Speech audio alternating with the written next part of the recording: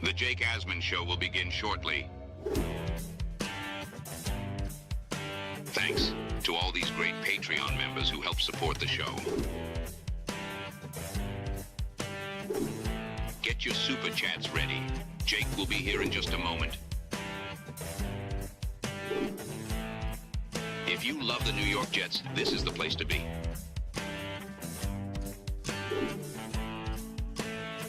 And now, the Jake Asman Show. Well, that game happened, and now it's over.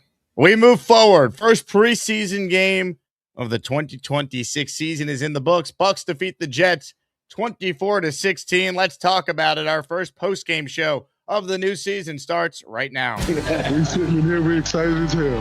Now it's time to get to work. Are you a happy guy? Oh my goodness, let's go! I haven't felt joy talking about the Jets in a long time. When they announced it, I went, yeah!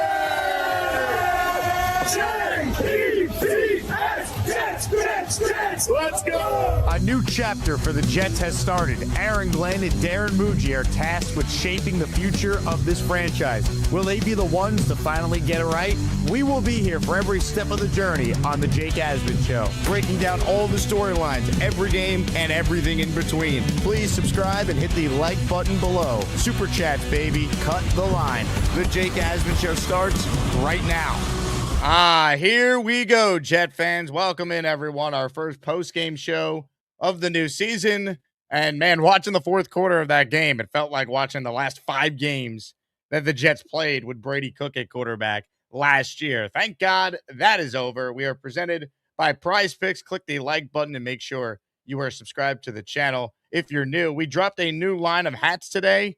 And, the fourth quarter of this game tonight, very appropriate for the new pain hats that we dropped over at jakeasman.com.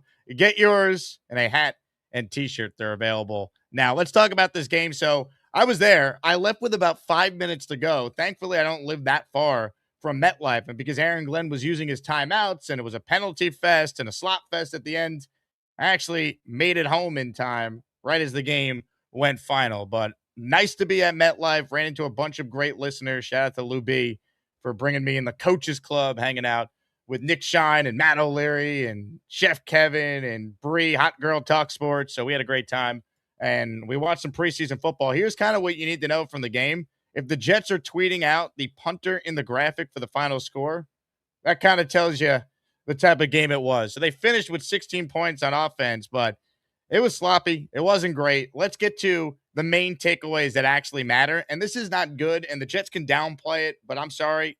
I don't like this.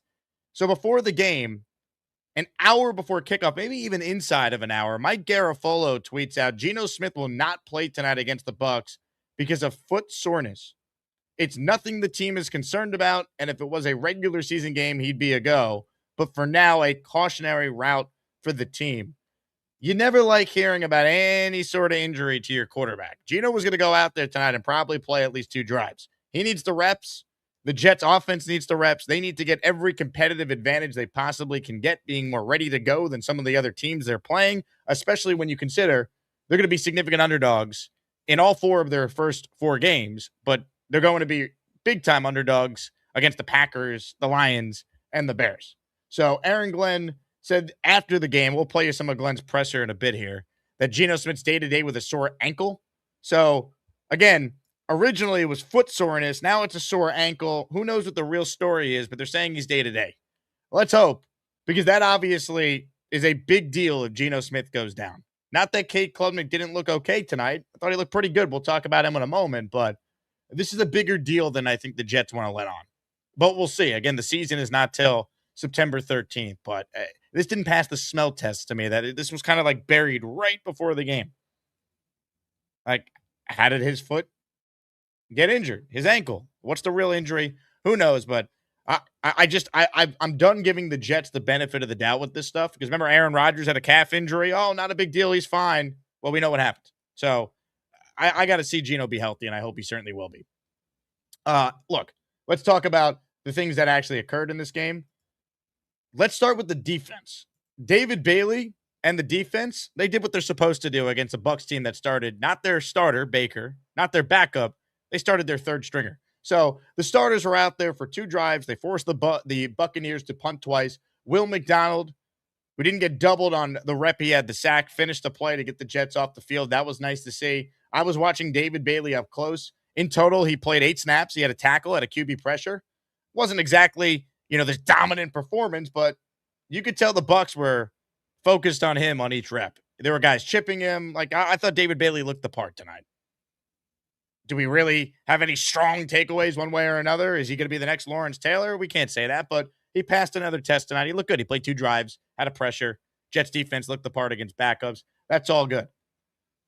AZ Thomas had a nice rep on the opening drive. He was good in coverage. Again, it's the Jets, we know what bad quarterback play looks like, right? They started the Tampa Bay, their 3rd and 4th stringers tonight. The Jets have had a litany of awful quarterbacks have to play regular season games. Tampa started their guys in a preseason game here. So it's tough to really have any major takeaways from the Jet defense. I'll give you another callback.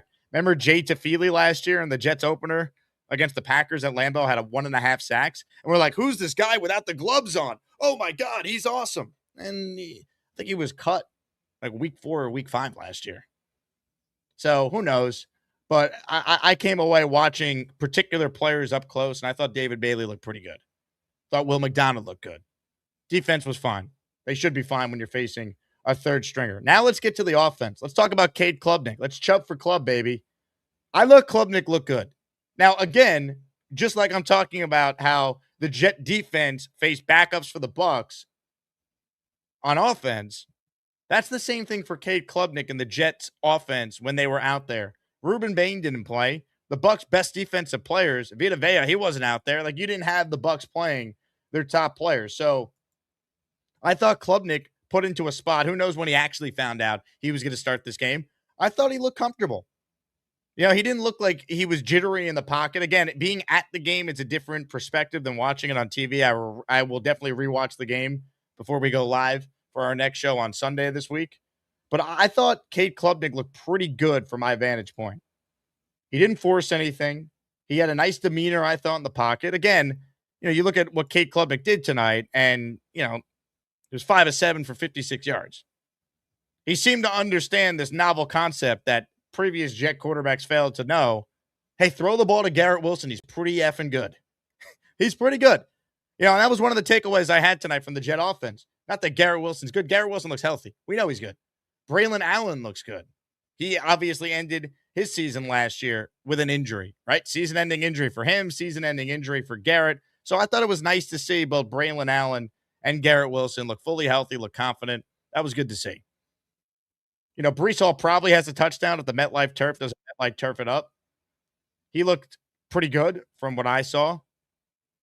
I thought it was solid production they got from Mason Taylor tonight. He had, 2 catches for 19 yards in this one.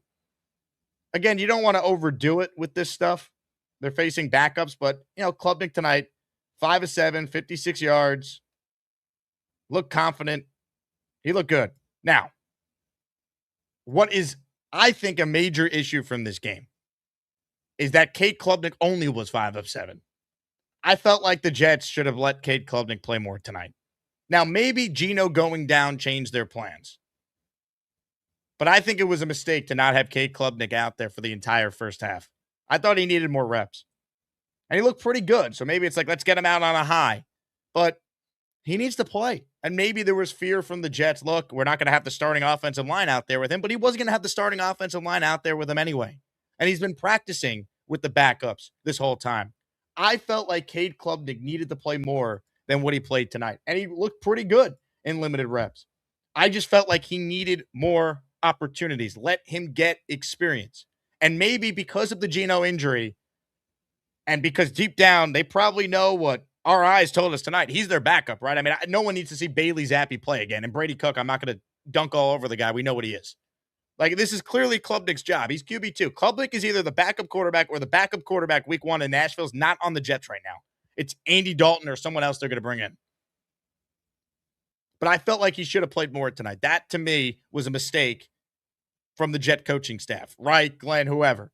And we'll see if Glenn was asked about it when we go to his presser in a bit here. I felt like he should have played more. That said, it was an encouraging night from Cade, and hopefully Geno actually could get out there next week and we could see Cade played more. Maybe if Geno was going to play tonight, it would have been Klubnik for the rest of the first half. But then when Geno went down, they're like, well, we need to make sure our backup doesn't get hurt. We need him. He's QB2 for us. So I guess that could be part of this as well. But I felt like there was an opportunity for him to play more. He looked pretty good, though. I think if you're a Jet fan, you're encouraged. Some other notes I had here, and we're going to take some calls tonight from some Jet fans here. I'm on the radio tomorrow morning at 9 a.m., so make sure you guys tune in to ESPN New York, 8:80 a.m., or the ESPN New York app. It is radio only tomorrow. There will not be a YouTube show on the ESPN New York channel, so listen in. So I'll be talking more about this game on the program tomorrow. But some other things I wrote down here. I didn't know who Maury Bamba was. I want to see more of him, though. All right? The Jets' corners aren't very good. Their secondary is not very good.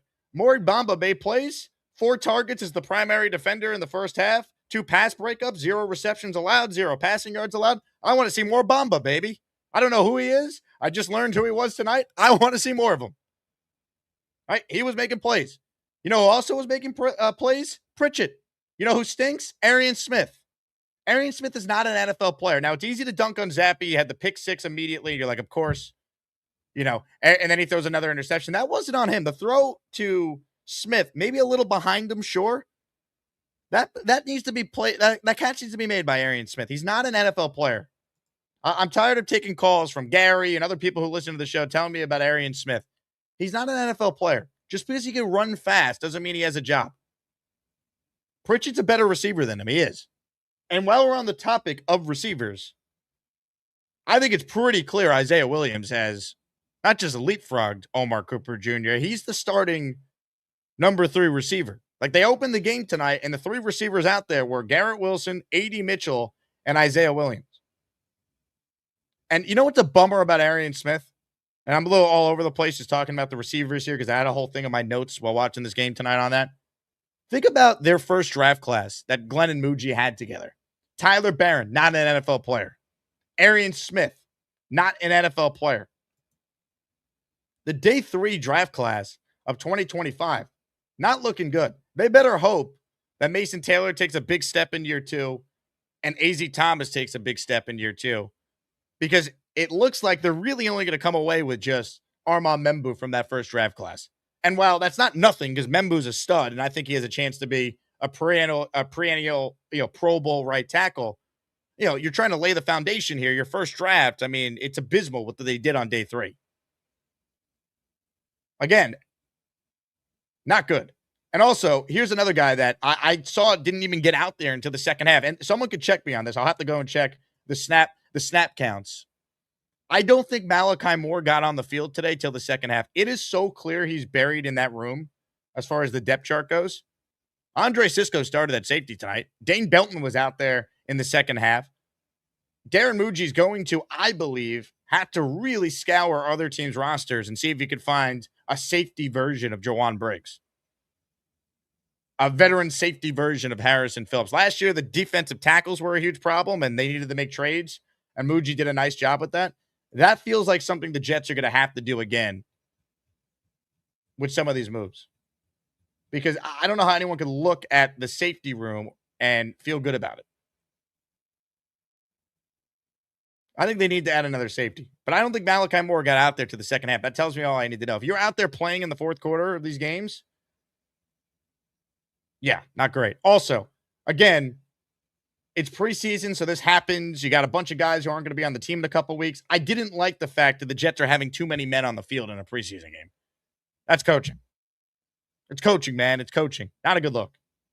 What else did I write down here? Again, I'm not going to go crazy over anything in the preseason, but there were some things tonight where you're like, all right, I like it. And other things like, I don't know. But the biggest gripe I have, again, 7 passing attempts for Cade Klubnik.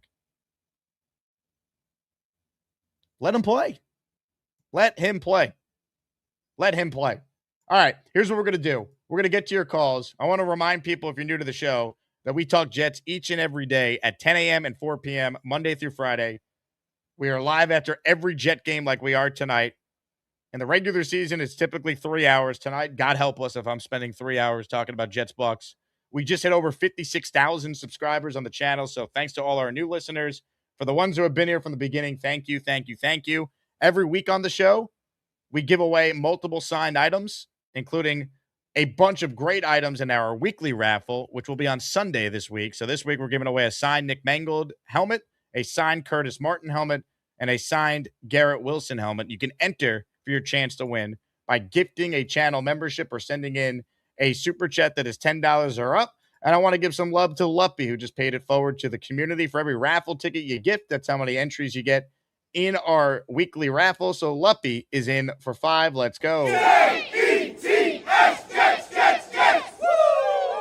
We're going to get to your calls. I will read your super chats. I want people in the chat right now to write their biggest takeaway from the game tonight, and I will read some of those coming up. But first, Aaron Glenn just got done with his press conference. Let's take a listen to the head coach of the New York Jets. Here's Aaron Glenn after the Jets lost to the Bucs 24-16 in the preseason opener. For the most part, but man. And let me say this. This is not me cutting into the press conference. The Jets media team somehow missed the beginning of the presser. So I'll play you what we have here. Here we go. When you go through these here, man, they have a sense of urgency of correcting those mistakes and being able to move forward. There was a number of good things I liked about what happened, especially early on in the game. But then at the end of the game, there's some things that we got to get better at. When it comes to injuries, the only injury of note is Gino. Gino has a sore ankle. It actually happened to him in the last joint practice with Tampa. Nothing to be alarmed about. It'd be day to day. Thursday, I told him he wasn't going to play, precautionary, all right? And I went right to Cade and told him that he would be the starter, which he was chomping at the bit to be able to do, getting a chance to go with the one. So, and I thought he did a hell of a job, not getting a lot of rep with the ones. So I give him a lot of credit for going out there and operating the way that he did. There's a number of things that actually showed up in this game that I am happy about. Some of our younger DBs, right, did some good things. I like that. Love the fact that Braylon came back and he had the explosive run. Man, he is fully back, So other than that, watch the tape, just grade it, and have a sense of urgency in fixing all the mistakes that happened. Any questions? It seems like Cade carries himself with some level of poise for a rookie quarterback. Do you agree with that? And what does that say about like a rookie quarterback? Absolutely. I mean, when we watched him in college, he was the same way. Nothing changes. He has some moxie to him. He's very confident. He's confident in his arm. He's confident in his ability to elude and make plays with his feet. And his ability to be able to come out and operate with the first group the way that he did, to me, I thought was outstanding. So still some things that he has to learn, some mistakes that he made in the game. But listen, he's going to be quick to correct those, just like the other players are, and we're going to continue to move forward. How impressive was that, considering, like you said, he hasn't had the reps with the ones? And what do you think about the 2 third-down conversions to Garrett? Yeah, very impressive, because when you don't get a chance to get reps like that with the ones, that means that, man, you have to sit back and just have these mental reps. And obviously that's what he's been doing. And you want every player to be able to do that. And I think that shows about all of our guys. That's what they look for. If they're not actually in, they're actually paying attention to what's happening. So if that shot does happen for them, they can go out there and they can perform. So not surprised, not one bit with him. He did a good job. What does it say to you, Aaron, that, Gino is your starter, but yeah, kind of what happened this week in practice, Cade's a play away from going in. Does this make you feel better about that situation if you had to turn to him? Well, I would say this. Today was really a thumbs up for him. But listen, guys, don't get it twisted at all. We're still in the competition. This is just the first preseason game. And those guys are going to continue to fight it out. So, and I look forward to that. But I'll tell you what, I was happy and proud of the way that he operated. Did you always plan to play him just the 2 series with the starters, or was there any thought to keeping Cade in with the backups to let him play? Well, I just felt like that he had enough plays. Oh, come on. Good question by Samini. That's why he's my podcast co-host. Come on. I don't want to get mad at this coach after a preseason game. Did you hear what he just said there, though? Samini asked him the question, did you think about letting Cade play more? And he goes, I think we saw enough from him. No, you need more from him. At that point, and I really want to make sure I had a good shot at seeing all three of the quarterbacks. No, that's a terrible answer, Glenn. No, you don't need to see Brady Cook. You saw enough of him last year. You needed to see more Cook. You've seen enough Cook for a lifetime. No. Oh my God, come on, man. I'm not going to get this man in August. I can't do it. I'm going to have an aneurysm by October. That's a terrible answer. I'm sorry. Come on, no. Man, when I said Geno was going to be down, man, I knew at that point that, man, I was going to try as much as I can to see all those guys. I can't tell you the rep number right now, but you should. You're the head coach. Know the rep number. Know the rep number. He's the quarterback. He's one hit away from having to save your ass. You don't know the rep number? He threw 7 passes, AG. 7. Come on. He should have played more. How do you say you don't know the rep number? He played 2 series. Let him play more. Come on. I want to make sure that it was somewhat even across the board. Why? Somewhat even? You've seen enough Brady Cook to last a lifetime. Come on. But again, I'm happy how he operated. With Geno, is it a sprain, AJ? He was sore. Just sore. Yeah, he's just sore. What did you think of David Bailey? Again, I want to watch it, but I mean, listen, I'm just going back to what he's done, since he's been in camp. He's been pretty disruptive. I think those guys had, 6 to 8 reps for the most part. So a lot of times that's not a really good picture, in the game to see. But listen, I know what he's done throughout camp, and I'm pretty happy about what he's done. And again, the things that I talk to him about are the mistakes that he's made in practice. And I want to make sure I look at the game and see if there's any mistakes, because he's doing a good job of understanding what those mistakes are and doing everything he can to clean those things up. You said Braylon's back. What did you see on that run? I guess the same thing we all see was his ability to actually press the hole, right, put his foot in the ground and get vertical and then run away from people. So the speed that he's always had, now that's really showed up, and it's really good to see it. I'm happy for him. I'm proud of him. Listen, we're all looking for that with that player. What can you say about Maury Bamba? Made a few plays today. Bamba Island. Listen, he's and I said that early. I think some of the young DBs actually showed up, and he's the one that really stands out. And it's not just what he did on defense. I mean, he did some good plays on special teams too. So there's a couple mistakes that he had to, and I got to make sure I say that. But for the most part, I thought he showed out tonight. Couple more. Good. Go ahead. How'd you feel about the kickers? Still in competition.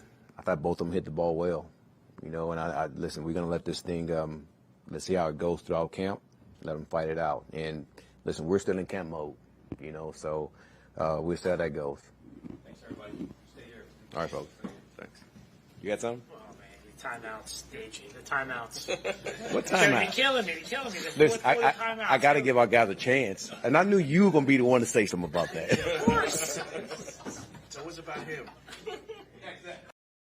Good God. Oh, my God.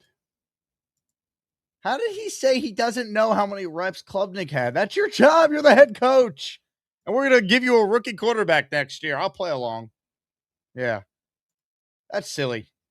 Glenn brought up the kickers. That's one thing I don't think I mentioned yet at this point. Cade York, 2 of 2. Jason Sanders, 1 of 1. Sanders hit from 47. Cade York hit from 38 as his long. Sanders hit his extra point. So, I mean, the kicking went through the uprights tonight. Although people were saying online that they thought one of the kicks might have missed. I don't know. From where I was sitting, I couldn't tell. So, the official said it was a good kick. Again, I can't believe Glenn said that. Play the kid more. That's your job. You're supposed to know that? Real quick, here's a soundbite from Klubnik, who just spoke. Here's Klubnik talking about his first NFL action out there. When you found out you were going to get the start tonight? I was, definitely excited. I think in my mind, I think the first thing that I kind of thought to myself was, it's not going to be not a lot's going to change. I knew that Gino was only going to play maybe 8 to 10 plays, and I was ready to go in early after that. So in my mind, just got to go in 8 to 10 plays earlier, and but it was definitely exciting, and it was fun. It was fun. It was great. Kate, I'm glad you had fun. I'll give Woody Johnson credit for something because there's not very much we could say that about. So the Jets, apparently, they had all the rookies' families flown in so they could watch their debut, which is pretty neat. The Jets flew in the parents of all the rookies this week so they could watch them in tonight's game. So a good job by Woody, who was hanging out with a bunch of Asmaniacs this morning on Good Morning America.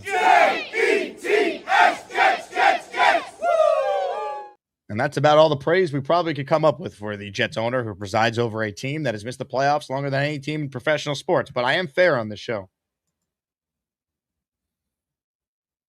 Anyway, let's see what you guys are thinking. We'll get to your calls. We got super chats. Again, I think Klubnik should have played more. Glenn joking about, Bamba Island. I mean, Bamba, he went to BYU, he's 25 years old. He's a rookie 25-year-old corner.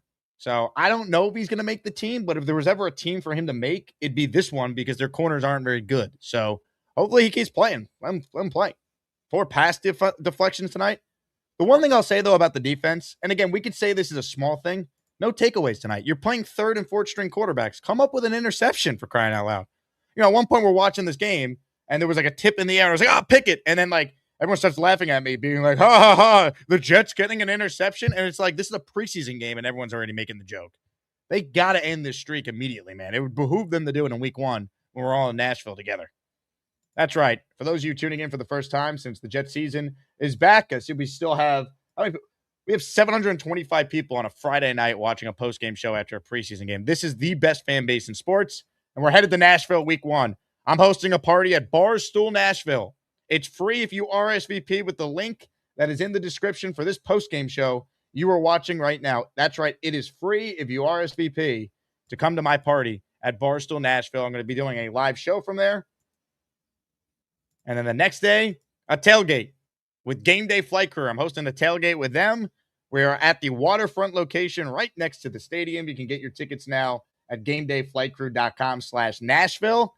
Use the code Jake10 and you will save $10. We're going to have barbecue, all-inclusive beverage deals, tailgate games, a live DJ, and more. I just posted both links in the live chat. Let me hit a couple super chats here. We've heard from Glenn. We heard a soundbite from Cade Klubnik. We're going to get to your calls. We're staying up late talking Jets on a Friday night, baby. No one has it better than us in this fan base. Let's go.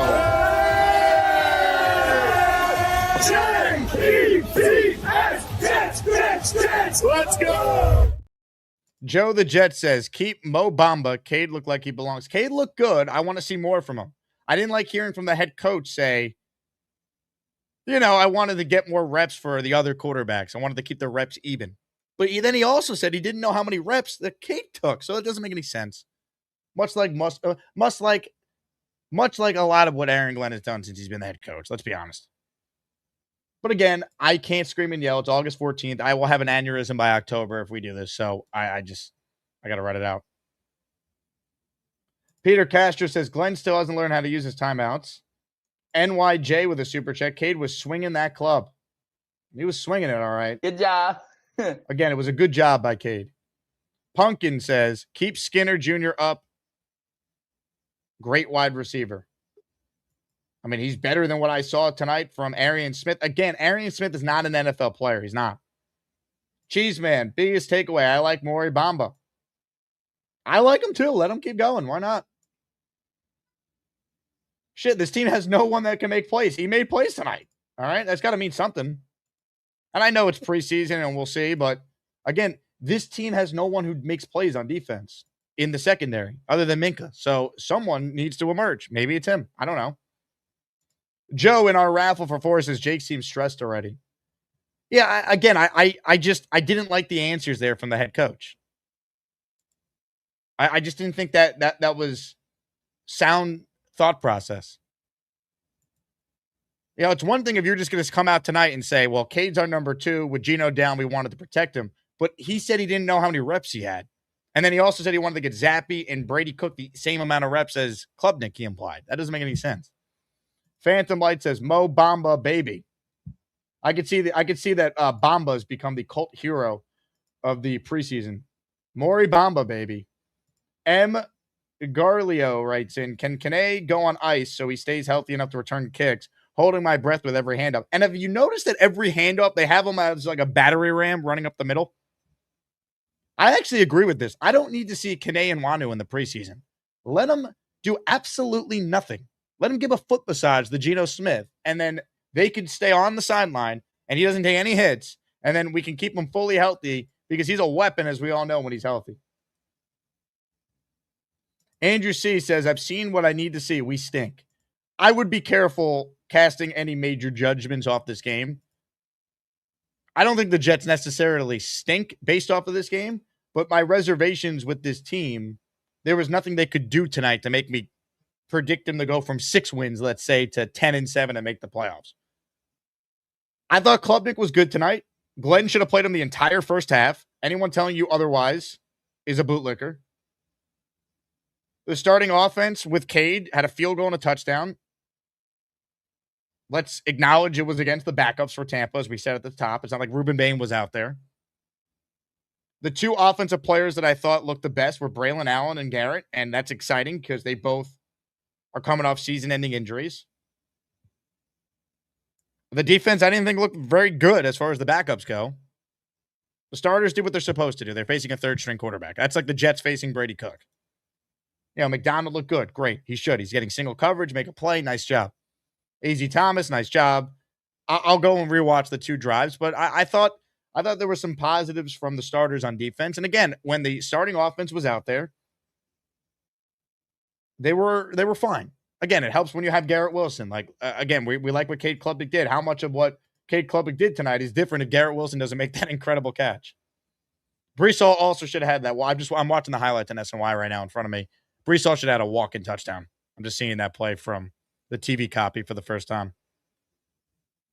Paul Faz gifted 5 channel memberships. Paul, thank you very much. Let's go. You saw my hat?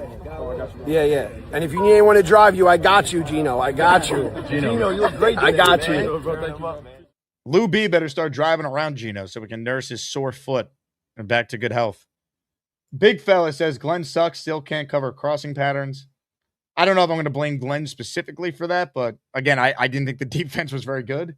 NYJ says Briggs was forcing double teams. He needs help. I thought Briggs looked pretty good. He was out there with the second team defense a little bit too, I noticed.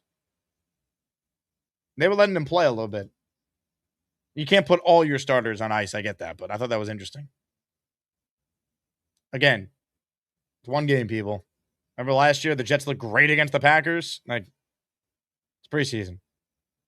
Carlos says, highlights, Bamba made plays. Braylon Allen broke loose for a TD. Defense competed early, and Cade showed promise. Now gave Klubnik more reps. His development is the priority. Not letting Cade play the entire first half so we could get a situation where 2-minute end of the half, let's go see it in game scenarios. Moronic decision by Aaron Glenn. I'm sorry. I don't think this is a small thing because if you don't call it out, small things become bigger things. And you know what? Maybe he didn't. Here's also part of the reason why I didn't like that answer from the head coach. When you say you didn't know how many reps your starting quarterback had, who's a rookie in his first NFL game action, and you're also now calling the defense, meaning that you need to be responsible for the defense, and you were not good last year when you were just responsible for being a head coach and you were delegating the defensive responsibilities to Steve Wilks. So now that there's more on your plate, how can I trust that this stuff will be corrected when you're also now dealing with handling the defense? This is the part that no one talks about, how Glenn taking over the defense. His play calling is his superpower. Well, he wasn't good at the timeouts and the when to go for it, the situational awareness, having a feel for the game. Now he's got more on his plate. So, like, you could say it's just a throwaway comment in a press conference. I disagree with that because this is what head coach who was in over his head last year. The Dream says, this is not good. We suck. Well, they might suck, but I don't know if tonight is the reason why they suck. But if you're going to bet against the Jets, history's on your side, as we know. Carlos says, no reason for Club not to play the whole half. At least our head coach is not an adult in the room. Hearing him answer questions is unbearable. Again, I agree with not playing Klubnik the entire first half. Or I disagree with Glenn's decision to not play him. He should have. He should have played him the entire first half. Maceby says, Jets so winning, Titans opener, Cam still not good.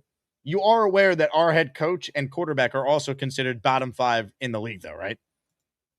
And for everyone saying, the Titans aren't any good, Salah's the worst. Salah had the Jets at 6-3 and 7-4. The Jets defense was 3rd and 4th in the league in back-to-back years with Salah. He can coach defense. The Jets offense needs to be humming. They need to be ready.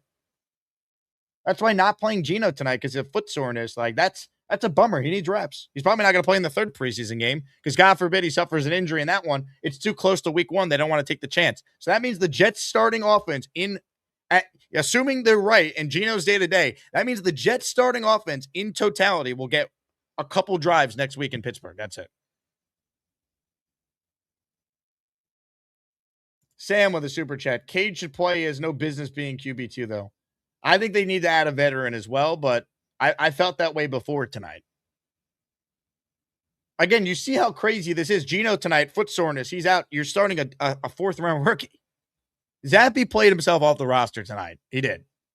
He can't be the backup. I'm sorry. With respect to Bailey Zappe, he followed me on X a couple days ago. I got to call it how it is. I don't think he should be the backup. I think they got to add someone else with Klubnik as well. So you should have Geno, Klubnik, and trade Philly a 7th and get Andy Dalton and Ozereich's offense here. That's what I would do. Andrew C. says, Jarvis Brownlee, where was he? I saw him in on a couple tackles. He changed his number. So for those who are unaware, Brownlee's now number 2. I talked to him at camp a couple weeks ago when we were out there about that. Thomas Rossi says, I'm back, bitches. Hashtag Chubb for Club. You're back, and so are 748 other people on a Friday night. That's how we have the best fan base in sports. Mr. Flowers says, Belton missed a couple tackles, didn't look very good. I'm going to have to rewatch it, Mr. Flowers. I got to be honest. I don't want to just give you a bullshit opinion on Belton. I have no idea. From where I was watching, he was not one of the people I was focused in on. I know he's wearing number 6, right? So I was trying to watch some of it, but I don't know. Mike Perez says, Jay, take it easy. We still have 18 uncomfortable pressures to go. 19, Mike, 19. This is game 1 of 20 for us.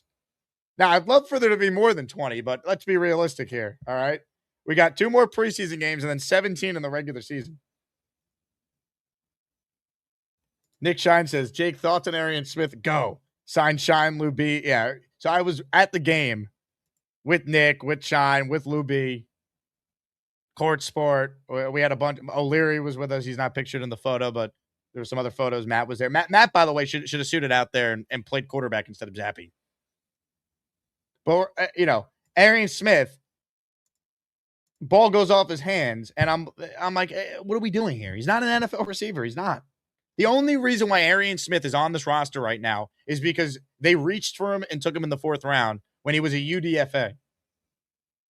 And general managers, Douglas was certainly known for this. They don't like to cut their own guys. But remember they cut Malachi Corley last year? It wasn't Darren Muji's guy. Let's see if Darren Muji is willing to get rid of someone they used a 4th-round pick on after just a year. And don't tell me, whoa, he's so good on special teams as a gunner. Quantez Stiggers is a good gunner. He's one of their backups. Thankfully, he's in concussion protocol. He's doing a lot better, we were told. So I don't think I need Arian Smith on this team. Carlos says, what did you think about the Reich offense? It's tough to say, Carlos. I will rewatch it and get a better answer for you this week. They're not going to show you a lot in this. They're not. They're not going to show you all their plays. They're facing vanilla defenses. You're just looking for how guys physically are out there, right? Like I thought Omar Cooper had a nice play, for example, where he found a soft spot in his zone, did a nice job. Like to see that from a young player. Klubnik, poise, good job. I thought there was a play where he was looking downfield and he threw it away and he didn't force it. Some young quarterbacks would try and throw across their body and force it. He didn't. Yeah, like that's the stuff you want to see. The actual play calls, like there was some motion I saw they ran tonight. There were a couple times I noticed the 12 personnel where you had Ruckert out there with Mason Taylor. Did Jelani Woods do anything tonight? I'm trying to think if I remember any Jelani Woods catches. I don't know if Jelani Woods, he had 1 catch for 2 yards. I don't even remember when that happened. You look at a preseason box score, by the way, and you're like, holy bleep, what am I looking at? See, who the hell is, you go on ESPN.com right now, Sam Scott, 1 catch, 9 yards. They have him as number 250. Like his number listed on the ESPN website is 250. That's all you need to know about preseason football. Aaron Glenn is a terrorist, right? So this is definitely not a government name. Having Kane running HB dives is insane. It is very stupid. Again, I don't need Kane and Wanu to be, running right up the middle in the fourth quarter of a preseason game. I need him healthy. Andrew C., my foot and brain is soreness. You should talk to Beast. He certainly knows a thing or two about soreness. Don't think I'm not stupid, son. Great quote from Beast. Beast just said, quote, don't think I'm not stupid. Damn right. And this, my folks, get your brand new Ultimate T-shirt. Comments, questions, super chats, cut the line. Today's show is brought to you by PrizePicks. Use code HMA. Play your first $5. Get $150 in lineups if you win. After watching David Bailey in game action tonight in person, I feel good about David Bailey eclipsing his PrizePicks sack number of 5.75. He will have at least 6 sacks this year. In fact, I think Bailey's going to be a lot closer to 8 or 9 than just under 5.5. So I'm going more on this. You should too. And for the record, they also have numbers on Will McDonald. Will McDonald's at 7.25. I think Will McDonald's going to have at least 8 sacks this year as well. So I would go more on both McDonald and David Bailey. You can check that out for yourself over at PrizePicks. Comments, questions, super chats. They cut the line right in the chat. Your biggest takeaway from the game. What have I missed? What do you want to hear me talk more about? We're going to get into your calls right now. In the leadoff spot is someone I tailgated with and saw her at the game. Jay Graves starts us off this evening. Hello, Jay Graves. You're still at the stadium. We're still here. I got Charles Gorman. Oh, even better. We got Gorman. Let's go. Let's go. First of all, big shout out to Luby. Holy shit. He hooked up me, Jenner G, and Charles up with amazing seats. We know. Take a look at where Gorman was sitting tonight. The surprise guest was Mikey Hulkhands. That's who Charles was sitting with tonight. They were on the Jumbotron throughout the game. We got Jay Graves in the middle there. Jenner G is another great listener on the far right. Look at this. Hear you. Let's go. Can you hear? I have my earbuds in. Can you hear Charles when he talks? Yeah, tell him to speak loud. I could hear him. Talk louder. Thank you for the ticket donations to all the Asmaniacs who donated them. I had one of them. You got one ticket. One person donated. Nick Shine, ladies and gentlemen. Ladies and gentlemen, Nick Shine. Go ahead, Charles. Well, whoever I donate, I would like to thank for the donation of the ticket. It was a wonderful experience. Yes, I know it stinks they lost, even though it was a preseason game. It was a wonderful experience. I got to meet Hulkhands and Mr. Frank West in person. They are wonderful gentlemen, and hopefully we get better football from moving forward. What did you think of Klubnik, Gorman? Did you like Klubnik? What did you think of Klubnik? Did you like him? I thought Klubnik played well enough. I mean, I know the play calling overall was vanilla, especially too vanilla for my liking when it came to Bailey Zappi and Brady. Ask him if he likes vanilla ice cream. Do not belong in the NFL. They belong. Sorry, I couldn't hear you, Jake. Ask him if he likes vanilla ice cream. You like vanilla? I love vanilla, chocolate, all that good stuff. Oh, of course you do. I thought he orchestrated the offense well in his 2 drives that he only did. One, the first drive that led to the field goal, the other one that led to the third down 31-yard touchdown run. It was great, and as you see Nick Shine dancing like Quinn Williams in the background. This was awesome, guys. Thank you. Love you guys. And, love it, Charles. I'm glad you had a great time. You're taking out my airtime. I love it. What do you think, Jake Graves? Give us the quick takes. It was awesome. Honestly, when I'm live in the game, it's hard for me to have good takes. But I will say our ones look good. Our one defense and offense look good. Even though we lost, that was our backups. The penalties in the fourth quarter were ridiculous. What were we doing? That's why I was able to get home before the game ended. Well, lucky you, because it was disgusting. Yeah, it's terrible. Preseason football is always the worst in the fourth quarter. It is. But, I mean, our ones look good. And I know Frank said we're going to have vanilla offense. Even though we have vanilla offense, still look pretty decent. Brees tripped over his own 2 feet. I know he wants that back. They did the replay. I thought the guy kind of like shoestring got him. But I think he thought he got him, and then he like psyched himself out, and that's why he fell because he had a wide open to that zone. But yeah, other than that, again, shout out Luby. Oh, and Joey, the security guard. I told there's a security guard, Joey, and I said, watch the Jake Asman show. I'll send you the picture. Me and Genergy took a picture with him. He was the sweetest. So if y'all don't know, they hooked us up those seats that Jake just showed us. You had to have like a personal escort to get there, and our escort was Joey. He was the fucking best. So I love it. Look at Gorman. Look at no, this. This is dude. great. You guys are awesome. I love it. It This was so much great. fun. But yeah, we had a great time. Me and Jenna, you were like, holy crap! Like, look at these seats. Like, I dared Gorman to jump over the wall. He wouldn't do it. But no, it was great. Thank you, Jake. Thank you, everybody. Like, who donated tickets. Because Nick called me last night, like 9:30. I'm like, who the hell's calling me this late? It was Nick. I'm like, oh, hi, Nick. He's like, you want to come? I'm like, yeah. He goes, there's a tailgate. We'll all be there. I'm like, okay. So awesome time. Yeah. So I will start calling in more. I'm a little bit more hopeful. Like we were talking before, as you know, I said kind of don't caring a little more. So I'm gonna try and be a little less scarce and call in more. But I will let another caller call in, and I will see y'all soon. Love it. Great call, Jay Graves. Great call. Let's go. Thank you. I told you guys, if you were watching the show this morning, people were like, who's Charles going to sit with? And I go, it's a surprise. Shout out to Mikey Homke, one of the guys who leads the Jet Jam with Fireman Ed. In his He's section. on, Jake. He's on. Couldn't get the shot of Gorman on the Jumbotron, but we had like a camera on Gorman, and then they were on the Jumbotron at this point. So you could see Charles like raise his arms. Like he's, reaching a higher power of some sort. But look at him. Look at that right here. He's like, boom, he's on and he's up. Look at that dance move. Incredible. We had a great tailgate in D10. I want to shout out my guy, Frank West. He made one of the most unbelievable chicken sandwiches I've ever had. Fried chicken sandwich, buttermilk chicken sandwich. So good. Raisin Cane's quality, but even better because it's made by the great Frank West. Jet Santa, baby. It was awesome. Big shout out to him. Hulk hands. A bunch of Asmaniacs came through. So we had a nice turnout tonight.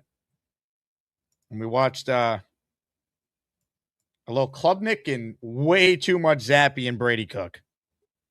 All right, let's hear from another guy who got tickets to this game, courtesy of the Asmaniac community. We gave out in total close to 20 tickets. So if you donated, thank you. They went to people like this guy. If Mad Max ain't yapping about jets, that boy, he's jamming, he's slamming, freaking dancing, wall smashing. I'm Jake Asman. If Mad Max ain't ever stopped yapping, that boy, he still be dancing. Then call Jake Asman. He got an orange wall. Can you guys hear me, Jake? Oh, he's on the train home. Hello, Mad Max. What's up, guys? Game was fun today. Some boys here. This is my boy, Ant. Hello. What's up, Jake? Thanks for the tickets, bro. You got it, man. You guys have fun? Thank you. What's up? You guys have a good time? Yeah, it was awesome. Love it. We moved down a little, too, later in the game. We moved down to, 116, so... I saw it. You sent me this photo. You got pretty good seats here. Yeah. We got good seats. This is, second half of the game, you know? So let's talk about the game. So we Brady Cook. Why was he playing even half the game? Jake, he sucks, and we did not get a revenge. It was very disappointing. I was saying this week, we got to get revenge. Tampa beat us in week 3. We should have punched them more in the shots. Kate Klubnik played good. Why couldn't we play him more in the first half, Jake? Why couldn't we play him more? He was better than Zappy. Zappy, I could have played quarterback out there. I was bragging that to my friends. I was like, really? I could have played quarterback there better than Zappy. But the turnout was great. We got a lot of loyal Jets fans. And Luby thinks so. We haven't stayed to the end. Come on. We stayed all the way to the end, Jake. Luby thinks that we left early. Come on. Hey, I'll tell you what. You could give Luby a hard time. Luby drove me home. We left with 5 minutes left in the fourth quarter. Come on. And we stayed till 2 minutes left in the fourth quarter. So Luby shouldn't even say, he stays the entire Jets game. He leaves 5 minutes before the fourth quarter. Come on. You could say it till the end of the game, Jake. I had to get home so I could do the show, Mad Max. It needed to be done. That is true. But we had a very fun game today. We got how is Jen Graves on the show or Charles Gorman? No, they were just on the show before you, so they are not on the show anymore. They're not on the show. And then, but also, let's talk about Arian Smith. I don't know why Gary's obsessed with Arian Smith, bro. Did you see that play, Jake? Bro, I was like, he dropped the pass, bro. If I was a receiver, Jake, I could have caught that pass. Can you show us how to catch, Mad Max? Can you show us what Arian Smith needs to do? Oh, this is what Arian Smith needs to do. You have a football right here. Have your buddy hold the phone so you could do a demonstration on the train. So this is how what we do. So Arian Smith, you have to lock it in place. Okay. And you can lock it. Even my friend Ant can be a better catcher than Arian Smith, honestly. Okay, so he's got to lock it in. But if you guys have a couple points, if you have points. But honestly, I could do a jet Oh my chant. God. Yeah, give us a jet chant on the train. How was the tailgate, Jake? How was the tailgate? I need a jet chant, Mad Max. The tailgate's not important anymore.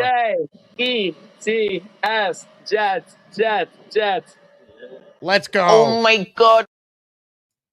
Good job, Mad Max. I'm glad you and the Mad Max gang had fun. Good photo here. Mad Max is gigantic, by the way, folks. He is like 6'5". Like, he's ridiculously tall. You wouldn't think it, but he is. Super Chats cut the line and also pay the bills. So thank you, everyone who supports the show. Summarize this game in one sentence. Oof, that's a great question. Summarize this game in one sentence.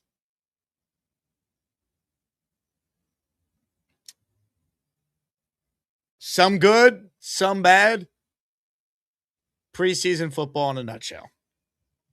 Like, again, are we going to have the strongest of takeaways here? Like, the Jets played their starters, the Bucs didn't. Jets didn't have their starting quarterback. Klubnik only got 2 series.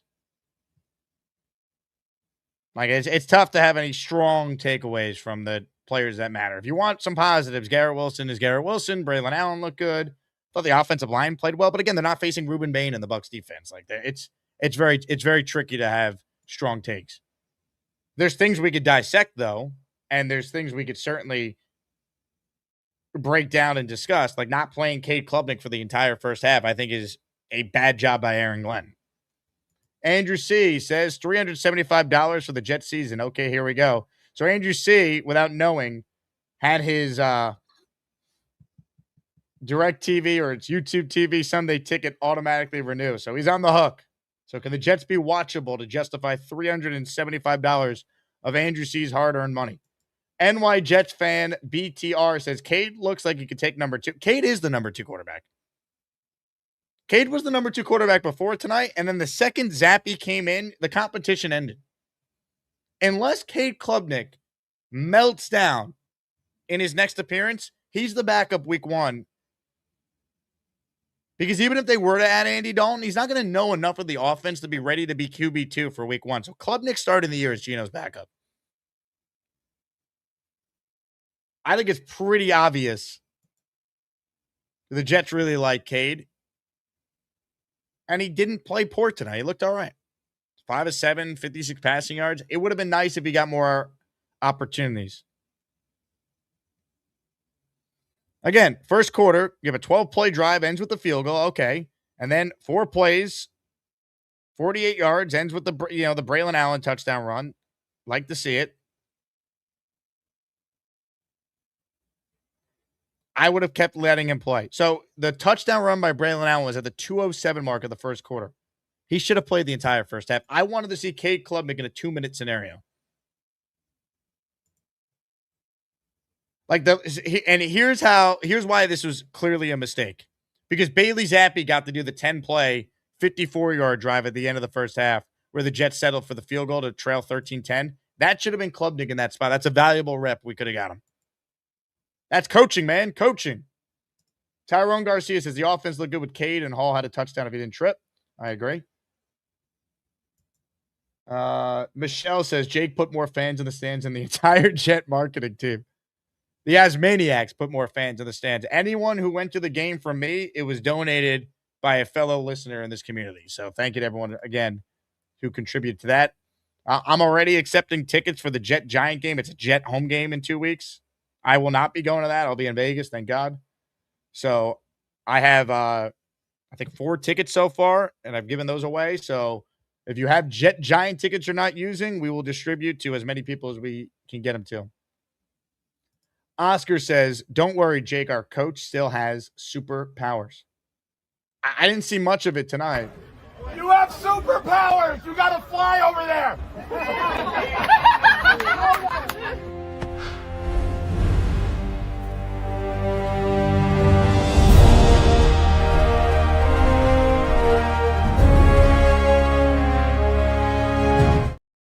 Derek, the Kansas Jet fan, super chat, cuts the line. He says, Frank Reich's way too smart to have Cade as number 2. I think that's why he started tonight. Bailey Zappi looked like he was playing for the Pats. He actually wasn't awful with the Pats. Like, I vividly remember Zappi winning a game on Thursday Night Football against Denver a couple of years ago. I was actually surprised how bad Zappi was. James says, Jake, what do you think? Trade for Baker, Geno, the back, and Cade third string? I'm not quite. What do you think about a trade? The Jets will not trade for Baker Mayfield now. He's not being traded. It's a different conversation, maybe in the offseason, depending on how Tampa's year goes. With the options for the Jets, do they win too many games and they can't get a quarterback very high? Is it like this past year where it's just Mendoza and nobody else available? You know, is it just? There's a million scenarios. Is the Jets' next head coach someone with ties to Baker Mayfield? Like, I don't know. I do know this. He's not being traded now, so it's a moot point. And Geno is not the backup. And Cade is not the third stringer. They're not adding Baker. We can forget that one. All right, let's do more of your calls. A bunch of you on hold. Thanks for staying up late with us here. Like the video. Subscribe to my channel. Again, we've had a huge increase in subscribers with football being back. So if you're new around here, we're live twice a day. That's right, 4 hours a day, talking about the team that has not made the playoffs in 15 years. How is that possible? We have the best fan base in all of sports. If you ever miss the show on YouTube, you can listen to it on Apple Podcasts or Spotify. Let's hit more of your calls right now. Ladies and gentlemen, you guys are going to love this one. He's fired up. He always has plenty to say. We call him, hold on, where's my intro page? I forgot to switch it over. It's preseason for me too. Here we go. The Lump Man. My name is Lumpy, not Lumpy. I'm not De Niro. Just call me Lumpy. I had a mullet the last time the Jets were winners. Don't call me Lumpy, 'cause I'm friggin' Lumpy. How you doing, Jake? How's everything going? The Lump Man. How many beers we put down tonight watching Brady cook? I'm at dream level right now. So that's where I'm at. And I can get some glasses on with that fucking stem missing, but we're not going to do that right now. Listen, Jake, preseason. We're talking preseason, right? So I love it. I love it. I love it. I get in fights with my wife because I want to watch it, you know. The whole 9 yards. We're fully invested in this, right? So let's talk quarterbacks, right, Jake? Let's talk about Baker Mayfield not playing, right? So maybe Glenn says, Baker's not going to play. We're going to let Glenn play. Is there a little bit of something going to fake an injury that's why he's not playing? I think that's a little bit something there, you know, a little gamesmanship that I think that I saw. But what? Got something to say? No. No, I'm just saying I don't like the idea that an hour before the game, Geno's just magically out. Like I don't know. I feel like there's more to the story than we don't know at this point. Hopefully he doesn't miss time. I think it's like a competitive thing. He didn't want to put his starter in because he didn't have his starter in. Yeah, but that you can't do that. Like, you know, happens all over the league. Yeah, I know, but I just think it's a little petty, but I think that's who he is. And that's our coach. And Klubnik did a great job. I think he really did. And yeah, I'm with everybody else. You want to see more of him. But I think Zappi is not ever going to be an NFL quarterback. I'm sorry to see that, but Zappi is not the guy. He's not the guy to have second or third or he'd be on the team. I'm watching the game, right? And I see Zappi come in and just everything just goes down. I thought he was going to be better too. I really thought Zappi was not as bad as he played tonight, but that was awful. But the energy of the team will tell you what's going on with the quarterback. And you saw Zappy come in and everything just dropped down. The level of the play of everybody else just dropped down. That's what the quarterback does. He raises the level of everybody else. So Zappy's got to go. And then Cook came back in. And Cook came in. He did it right. He did what we thought he would do. But those quarterbacks, I think Zappy's out for sure. We definitely need to get a veteran quarterback there. I mean, something. But I'm telling you, Klubnik's going to be something if we treat him right. He's definitely going to be something else. I think so. So, like I said, I'm a little bit dreaming right now. So you got to bear with me. So nobody's talking about Mason Taylor. He looked fine tonight. He caught the passes that were thrown his way. Right, and he was open. He ran his routes, and I think he elevated his game a little bit from last preseason. I know we're all looking into it too much, but I was pleased about seeing Mason Taylor being a real good tight end. I mean, I think that's a good thing for us. I really like that. I want to just shout out Mason Taylor. I think he's going to be the guy. He's a dude. He's a dude and the dog. Yes, absolutely. I like it. Luppy, you're a dude and a dog. You're the man. Listen, sometimes you're a dude and a dog, and sometimes you're not, like Zappy.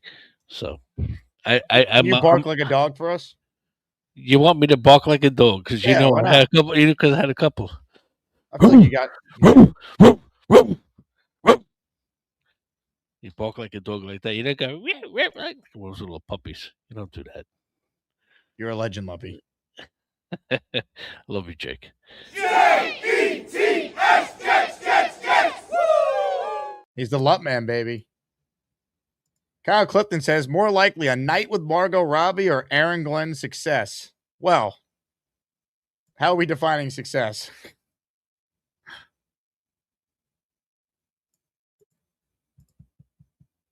This is a tough one.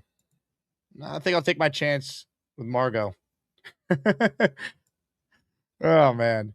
Ladies and gentlemen, Luppy mentioned this guy in his call. It's time for a call from a man who has a brand new intro. Ladies and gentlemen, the debut of this. I'm Andrew C, but they call me the Dream. I got me some fucked up readers. My buddy Jerry, he's a sailor man. He gets me hammered every weekend. Happy's barking when I talk to Jake. Well, I've got to drive my propane truck. They told me I needed a nickname. That's why they call me the Dream.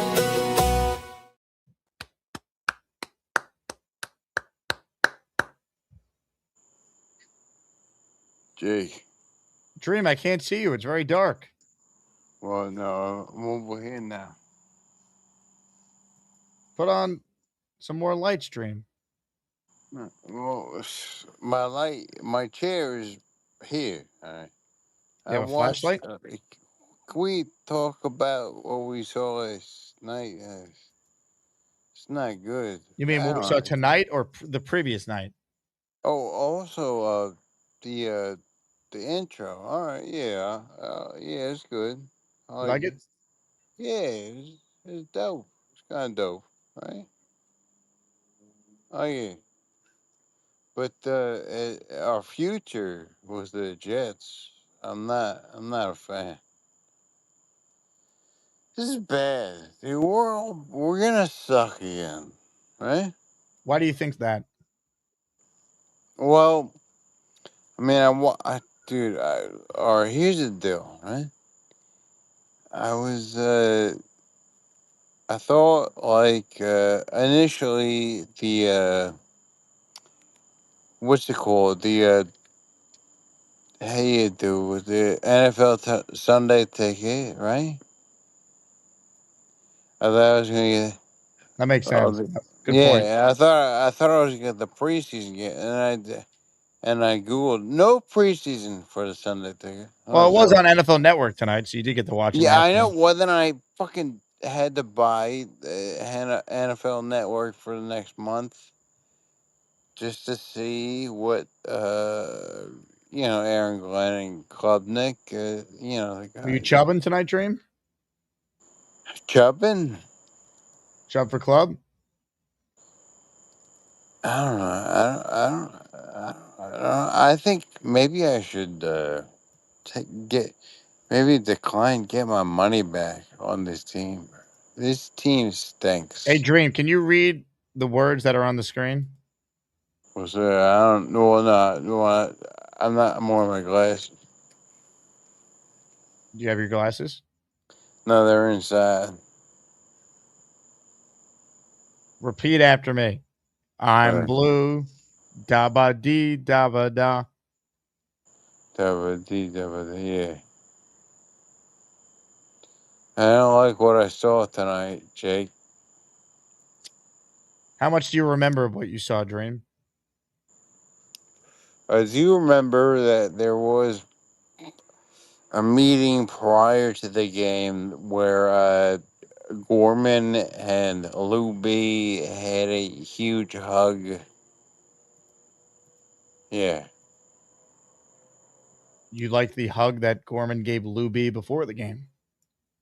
Yeah, well, I mean, that probably might be the best part of the game that even happened. What about Charles Gorman's Asmaniac fanny pack that he wore to Well, no, the I game? have a Asmaniac fanny pack as well. So Yeah, but Charles, he was the originator of the fanny pack. He was. Yeah, I was telling my buddy about this shit. Yeah, I got one too. You know. And well, yeah, I got one too. Look, man, I don't know. This night for the Jets was not good. It was not a good night. Yeah, but what about Cade Klubnik? I mean, his hair and his muscles. I mean, you know, I'll take it. But no. Well, Dream, you stay right there. I'll come back to you, all right? Oh, well, we come back for what? No, I want to talk to you more. Are you okay, Jake? Yeah, I'm fine. But the Jets losing a game, this is all we know. You seem very aggravated.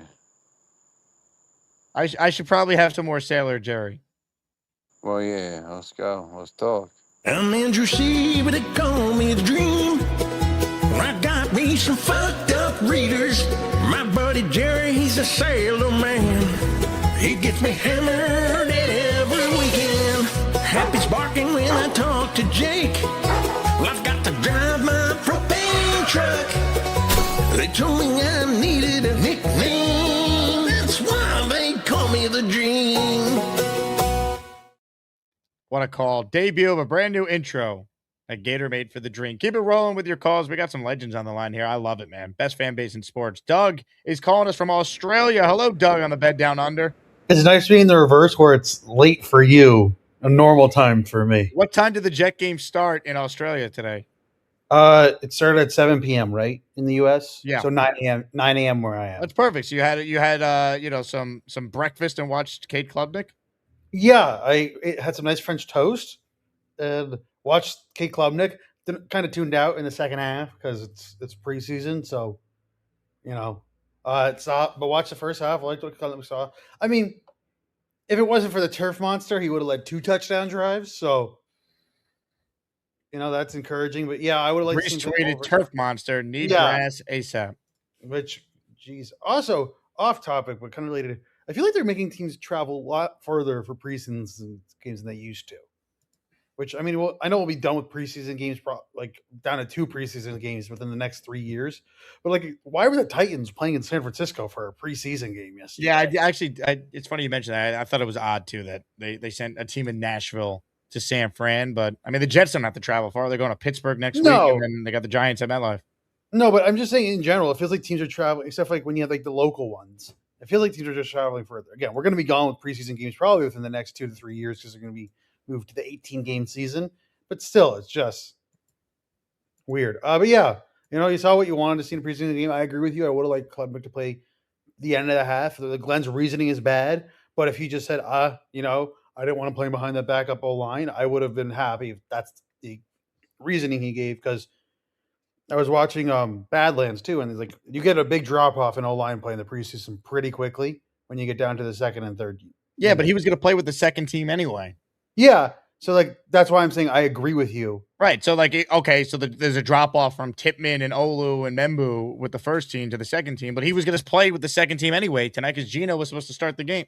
And I agree with you. I'm just saying, sorry, I agree with you. Like, I wanted him to play the whole half, and Glenn just gave bad reasosoning. But if he came out, he didn't know how many reps he had. I'm like, what? Yeah. If he came out and said the reasoning of, I just wanted him to mainly play with the starters, I didn't want to play with the backups, I would have understood that more than his reasoning he gave.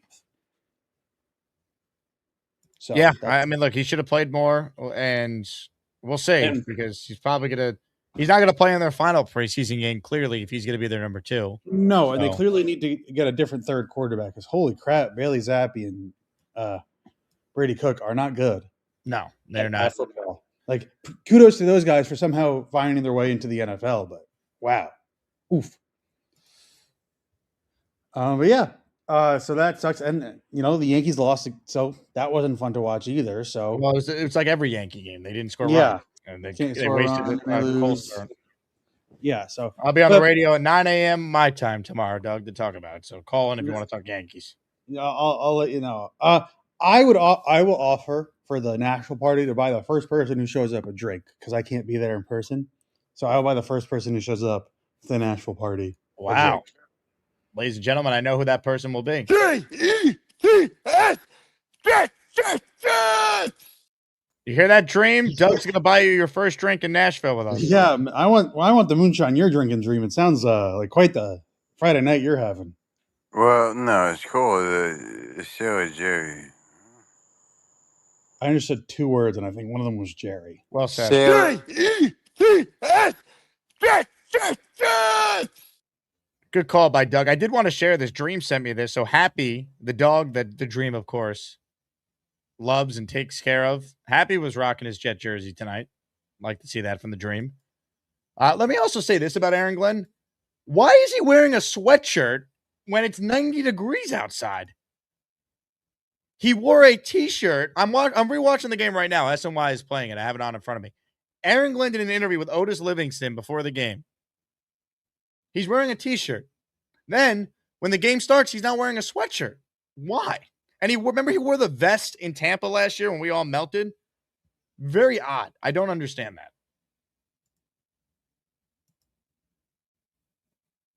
that. How does he not? Maybe he makes terrible decisions because he's overheated. We know Glenn loves sports science. Maybe the sports science staff should say, hey, buddy, maybe don't wear a hoodie when it's 90 degrees outside. It was hot in the first half, man. It definitely got a lot more bearable in the second half. But being out there, it was tough. More of your calls right now, ladies and gentlemen. If you're on hold, stay there. I promise we're going to get to you. We got a who's who of great callers. Let it rip. You want to go do some role playing? Oh, yeah. Hey, dickwad. It's time to party. We're gonna party. Jets fans will party with Peg and Artie. Hey, Peg. Nobody gives a shit. Then you all stink. Listen, bitch. Pay your fucking taxes, man. This really wasn't what I expected. Eat a bag of dicks. It's time to party. With Peg and Artie. We're gonna party with Peg and Artie. Hey, Jake. Artie. Hey, congratulations on the 56,000. That is incredible, man. You do such a great job. Love seeing the new people in here. The channel is growing and growing and growing. And, of course, the people like myself and Peg who've been here for a little bit, we're enjoying everything you do. You guys are the best. I can't wait till one day the Jets give us a team that is deserving of how great the fan base is. Yeah, I don't know if this is going to be it, though, this year. I don't think so either, but we'll see. I think they're going to be better than what they were. I mean, the last half of last year was absolutely horrible, but our secondary is absolute dog shit. I mean, I don't like any of them, tell you the truth. I mean, A.Z. Thomas is okay. What about Bombo? Bombo was making plays tonight. Yeah, that's what I'm saying. I mean, the guy's making plays of people we never even heard of till tonight. I mean, I don't even know, so, I mean, we obviously have some ways to go, but I think it was always about 2027 anyway. And I too. I mean, I root for Aaron Glenn. I really want him to do what he can, do the best he can. But I just can't see it that he's going to be here next year. Hopefully, they get an offensive-minded head coach. But I mean, I don't want to start off the season already wanting him gone. You know what I mean? So I'm trying to just stay even keel about it. I know a lot of guys in the chat are already calling for his head, and I don't really blame them. But I don't even know what to think. I'm just hoping they're competitive and we can enjoy it. We have such a great fan base. I mean, to put up with the dog shit that we put up for year after year, and people still show up for events and meetups, and 56,000 people join this room. I mean, it's incredible. Yeah, amen, Artie. Look, I'm not gonna go crazy over the big picture stuff after one game, but there's just little things that Glenn does that doesn't give you confidence that he's figured it out or has any clue what he's doing. And again, people could say, "Oh, it's not that big of a deal," it's preseason, but it's dude, know how many reps your backup quarterback who's one hit away from having to start for you and save your ass. How he needs development. He needs to be out there and play. Why is he throwing 7 pass attempts in his first game action? Yeah. Let him play. It made no sense. Yeah, don't, Jake. I think the problem is I think he knows that Cook and Zappy are absolutely awful. And God forbid Klubnik gets hurt. If they don't get a veteran to come in here, then we're going to be – Gino goes down, then we're going to have Klubnik – we're going to have Zappy or Cook as our quarterback going forward. I mean, they got to get another quarterback in. I don't think they have a choice. Zappy was absolutely – I can't even believe he was as bad as he was. I don't remember him being that bad. And he just looked lost out there. I don't know if it's because he's not getting reps in training camp with the players or what. I really don't know. But the bourbon's starting to talk, so I'm probably going to cut this short. But Peg wants to say hello. Hey, Peg. All I got to say is think positive. There you go. I'll be positive. Just for Peg. All right, let's get him, guys. Love it. Artie, Peg, you guys are the best.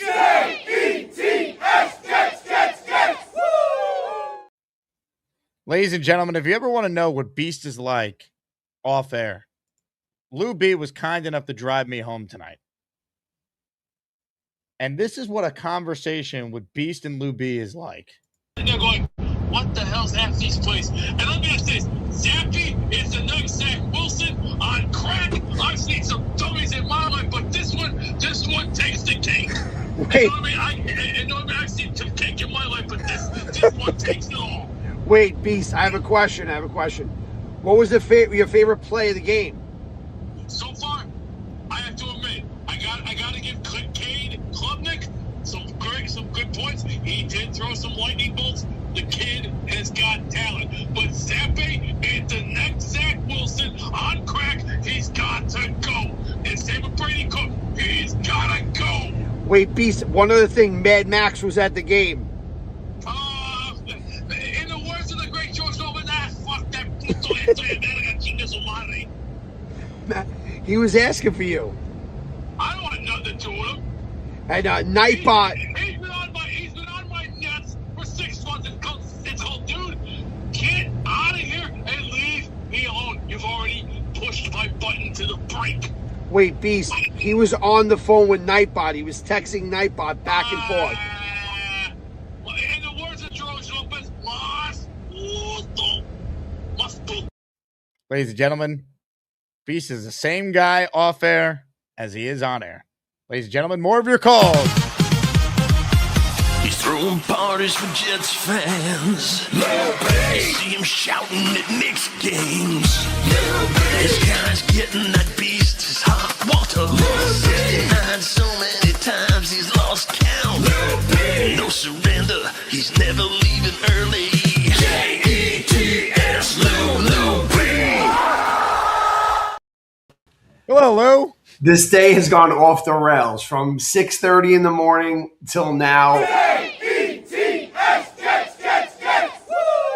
No one spent more time at MetLife Stadium than you and everyone who was on Good Morning America today. Yeah, me, Chef, and Nick Shine and Hulk Hens, we held it down since 6:30 a.m. So it's been a great day. But getting Woody to do the Jets chant, maybe that's what we needed to change the season. I mean, didn't help today. But in general, I don't know. I think we're off to a good start, to be honest. Luby was like visibly upset when the backups were sucking. I'm like, relax. It means nothing. I'm like, I know. do not worry about Brady Cook being bad or Bailey Zappi. Like these guys, if these guys have to play again, then things are probably going maybe well for those of you who want to tank and finish with the number 1 pick. If you got to see Brady Cook play at any point this year for the Jets, they're tanking. It's over. It's over, Brady Cook. But the day started with us doing Good Morning America, and Tunnel for Towers gave a veteran who lost a leg, not in war, but he lost a leg in some accident, and he was a firefighter. They gave him a house. So Woody paid for a house for this gentleman and took care of him. Very good job by the Jets with Tunnel to Towers. Yeah, it was great. And I met the brother of the guy who Tunnel for Towers was based off of. So it was a great morning. And then we were talking to Woody for a while, me, Nick Shine, and Chef. And my takeaway is that Darren Muji ain't going anywhere no matter what. He loves the GM, and he was calling him the general. He was saying not general manager, the general. And he, you mean what I've been saying since February, that Darren Muji has leapfrogged Darren Glenn and is running the organization is true? No doubt. When you hear from the horse's mouth, period. That's it, man. Anyone trying to deny it, no way. You are going to be you will look like a fool if Aaron Glenn ends up not figuring this out, because it's the Darren Muji show in the Jet organization. I've been saying this, and the owner basically told you guys that today, which is a good job by Woody because he has a good GM, I believe. Yeah, and another thing that he focused in on which was really interesting, and me and Chef were like, is this what he's talking about right now? He was talking about fights at practice, that he does not like that, because if a guy that he is counting on and breaks his hand in a fist fight, he's like, that we can't have. And he was like going on about that, how he does not like guys fighting at practice. Well, they haven't had any fights among themselves. The fights happened in the joint practices with Tampa. There were several big ones. I saw. Yeah, you were there. Big ones, yeah. So, but he was like that, and he definitely likes Gino. He believes in Gino. It didn't sound like he knew Gino wasn't going to play today, because he said, well, we'll see how he does tonight. So he had no idea that Gino wasn't playing. Yeah, again, this Gino thing, like, it happened very last second. The Jets dropped the news an hour before. We were at the tailgame when I said you said I it. was kidding. Yeah. We're eating Zeppelis, and Jake's like, no Gino tonight. I was like, powder everywhere. I was like, what the fuck? So, yeah, it was a great day. I mean, I like Cade. I thought Cade did great. I was screaming Jeremy Pritchett all day. I love that little fucker. I think he doesn't – I like him. And Arian Smith, I mean, it's just – you have better hands than Arian Smith. Yeah, definitely.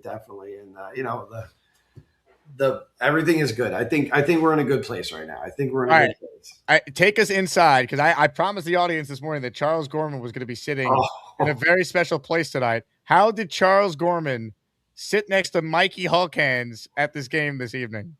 Okay, so I asked them where they were sitting, and they told me that's Genergy, right? And Jay Graves. And Jay Graves. So they showed me their tickets, and they're going to sit in the 338 section. I'm like, oh, no. At a preseason game, that's like a death sentence. So I made a few phone calls, and I got them front row seats. And Gorman dancing for the kiss cam and everything. I mean, we have some dances and stuff, but it was just hilarious. We got them front row seats, and there was something that very interesting happened. So as I'm filming this, I said they were shooting the fucking the shirts, the T-shirts. And I said, if the shirt comes to me, we're going to win the Super Bowl. I didn't mean this year. And bang, I'm filming Gorman in the fucking head with a T-shirt. So, guys, it's good luck. I mean, you don't get a T-shirt hit in the head with it every time. This old guy hit it, it bounced into my hands, and it was good. So it was a good sign. We're going to win a Super Bowl. I didn't say when. Sure, it didn't have a date on it, but it did hit me when I called for it. Like, literally 3 seconds later, I was like, win a Super Bowl. Oh, so I was happy about that, Jake. These are the things that I need to hold on to. Look, they have some players on this team. We saw some of them tonight. Let's just hope that Gino's all right and they get some good work in the next week against Pittsburgh, because they have to come out. You and I and many of us, we're going to be down in Nashville. They have to win that opening game. The entire season will hinge on winning week 1 and setting the tone. We will be there. We are going so fucking hard for that game. We have over 450 people coming to Barstool. We are taking over that town. We have section 110. We have taken over. We have also taken over section 125. Whole Kansas is going to be holding down 125. We're going to be with Fireman Ed in 110. So anyone, just try to make it if you can. If you can't, you can't. But if you can, let's go, because we're taking over Tennessee. We have to win this fucking game. And what were your thoughts on the beast analysis on the phone on the way home? Jake, you leaned over and said, wow, he was right. He was on point. He was on point on everything, and I don't know where he is right now, if he's still awake. But I'm driving Jake home, my phone rings, and says, Beast Jets fan. And I answered, and he just started going fucking off on Zappy.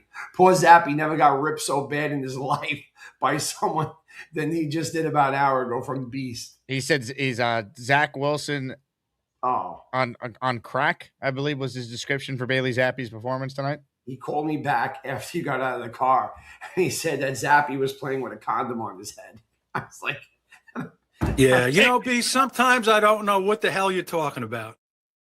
In my 28 years of watching what I saw tonight, Zappy was Zach Wilson 2.0 on crack. I thought stupid couldn't get any more bigger than what I saw tonight. It was a laughing stock, an embarrassment, and I even said to myself, I could have been in the circus, watching the clowns going, juggling the little balls and at least get at least that entertainment. Hey, I'd rather watch a clown shit out a fruit salad and get more entertainment than what I saw tonight. And Brady Cook couldn't throw a football to save his ass because 1, he is weak. 2, he's a simpleton. And 3, he's as dumb as a stump. And I've seen just leave a message. Just leave a message. Thank you. Strong takes on the Beast. Strong takes. Poor guys never got ripped so bad in their life. These two quarterbacks, and they lost all the year last year. So I don't know, Jake. It was a good day. We had a great day. I wish we would have won because I hate just losing. Period in the sentence, but it bothers me. Don't worry. The Jets are undefeated in the regular season. That's all that matters right now. Right. We are going to win Tennessee, and we're going to come back and kick the shit out of Green Bay. So. Yeah, okay. We are. We will. And anyone that goes to any of the tailgates, look me up. I'm there. I'm in some different tailgate, or it's been a long day, but I don't know. Woody started with a Jets chant, and we're going to take it this whole fucking season. We're winning this year. Ladies and gentlemen, Lou B, a man's man. Lou, all the love. Good night. Jets, Jets, woo! Ladies and gentlemen, I saw this guy in the Discord rip Aaron Glenn. I'm like, oh, God, here we go. He's in mid-season form.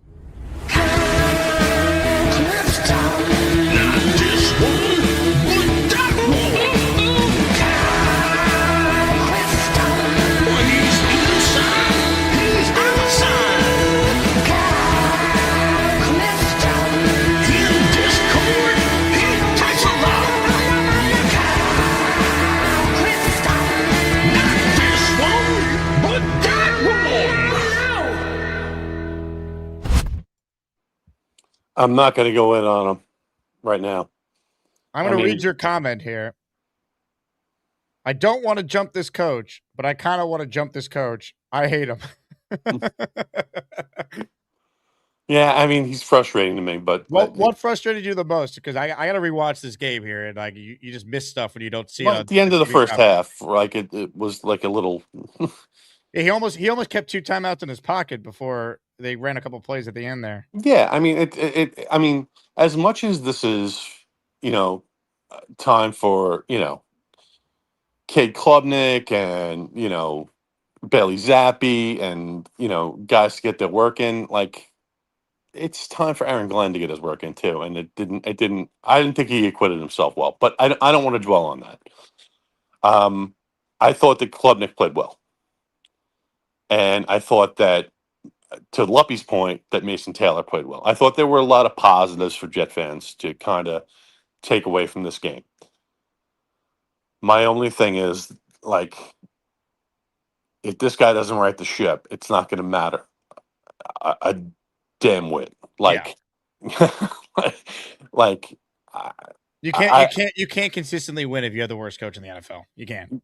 Yeah, and that's kind of how I feel when I see him out there. And I apologize. I love Aaron Glenn, the player.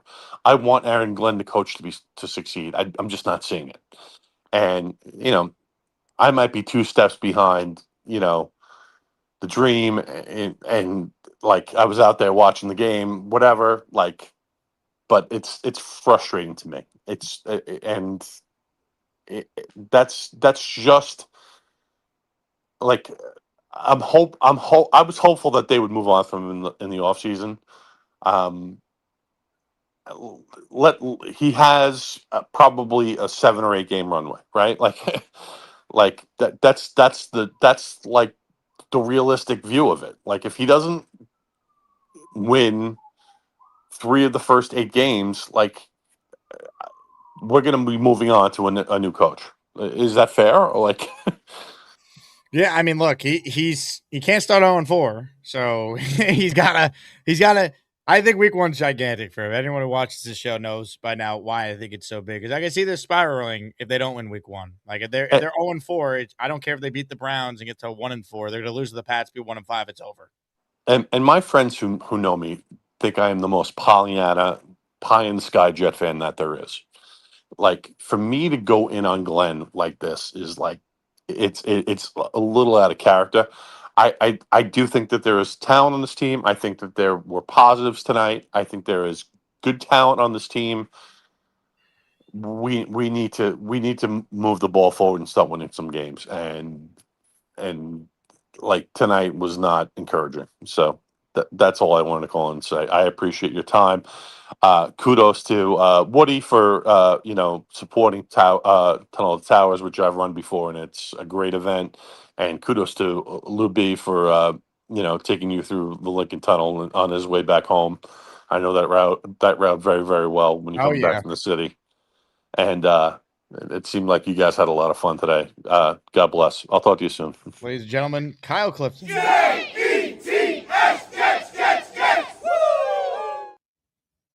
There are definitely positives, and we led the show talking about Klubnik and Brees looking solid. Garrett looked great, healthy.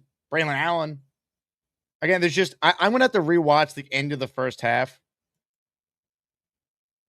O'Leary was all over Glenn at the end of the first half for the clock management stuff. In real time, I didn't think it was abysmal, but you also I don't do well at game. That's why I don't go to that many games these days. It's like there's just too much happening. They show no replays at MetLife. Again,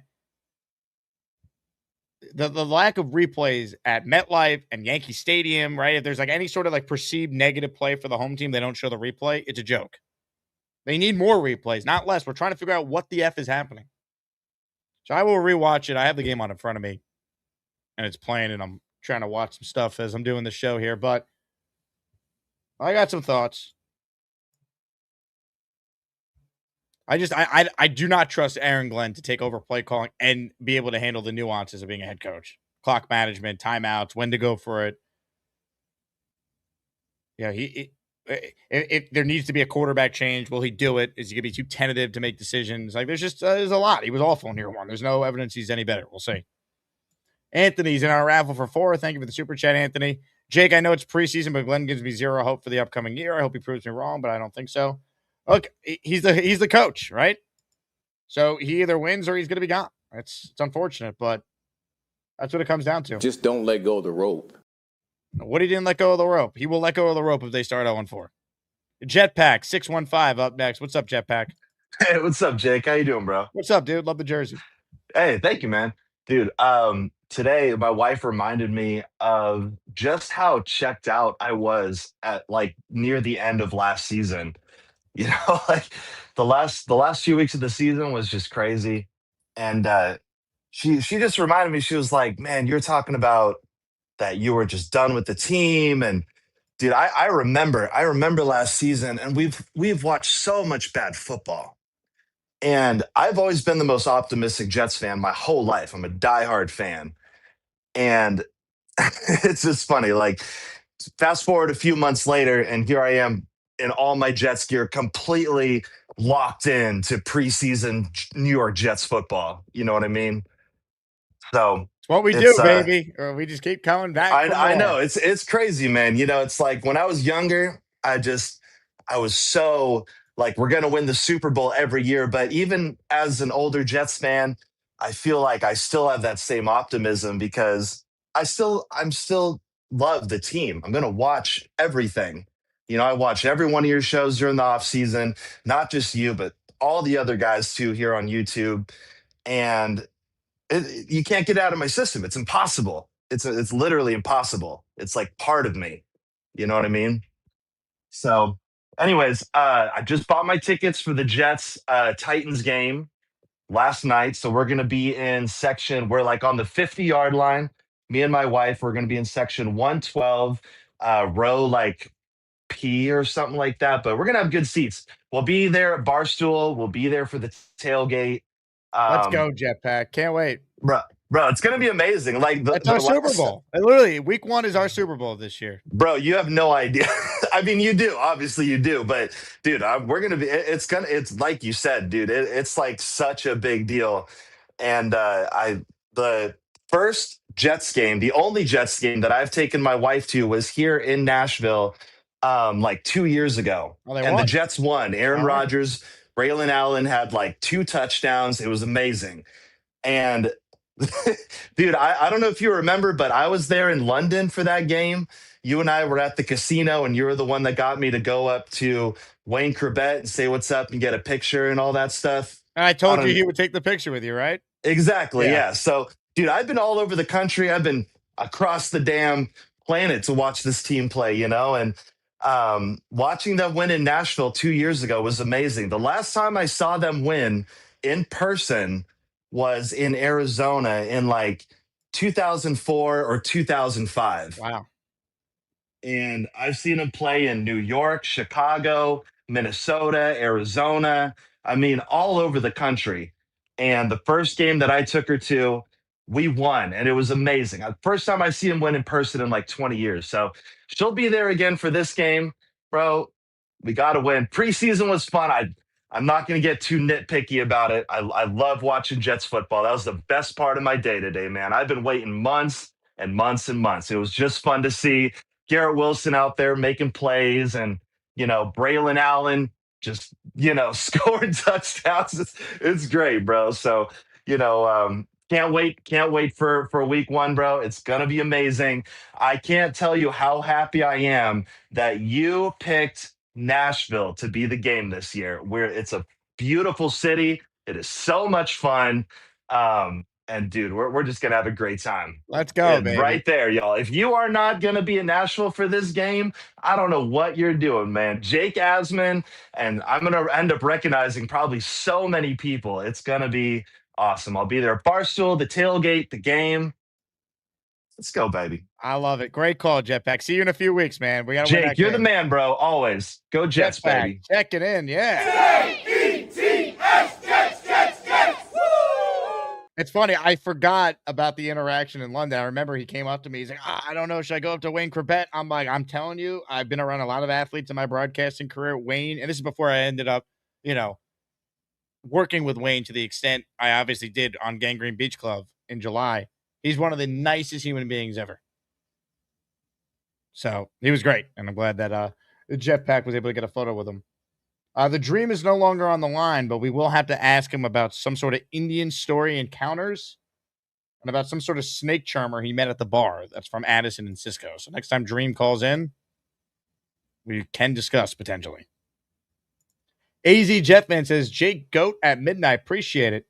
AZ, I appreciate you tuning in. The fact that I'm live and there's 500 people watching me at midnight on a Friday night reacting to a preseason game for a franchise that has not made the playoffs in 15 years. I hope the owner in the middle here understands what type of fan base he has.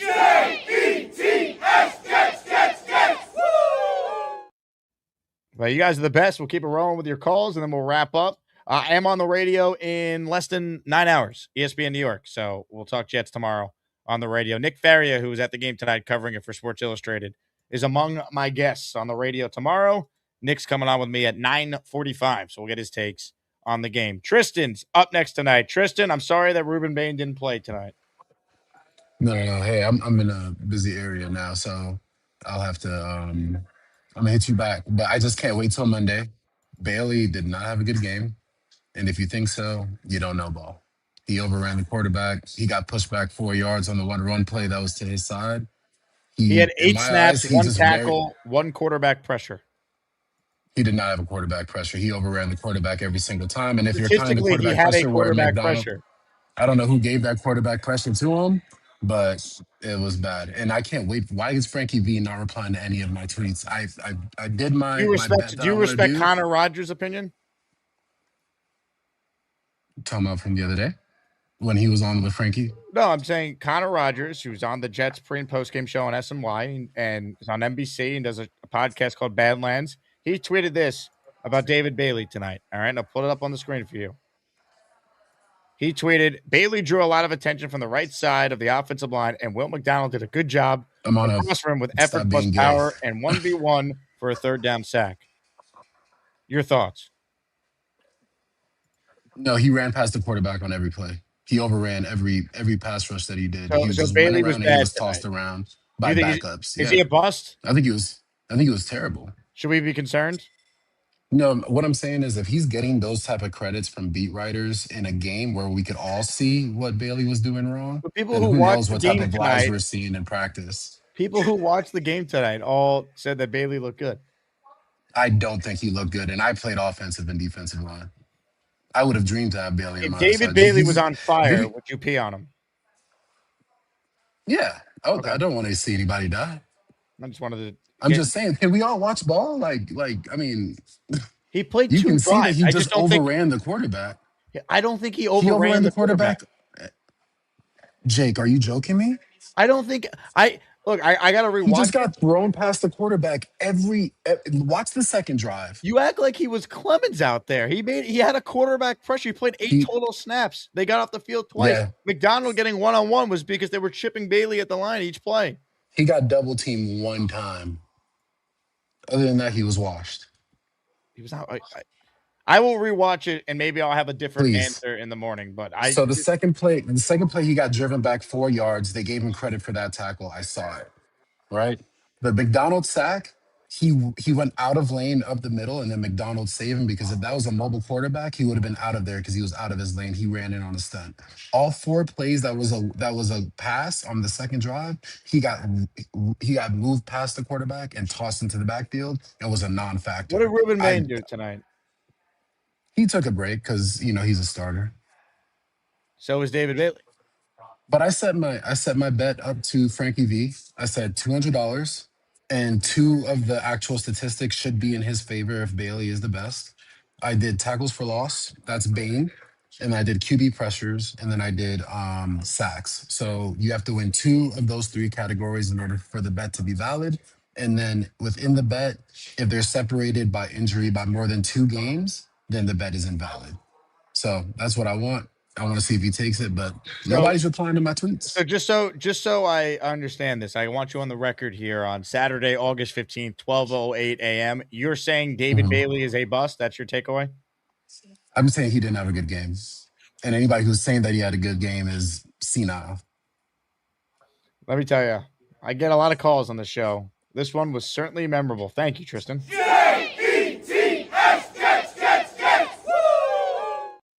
Actually surprised no one sent him to the hole during that.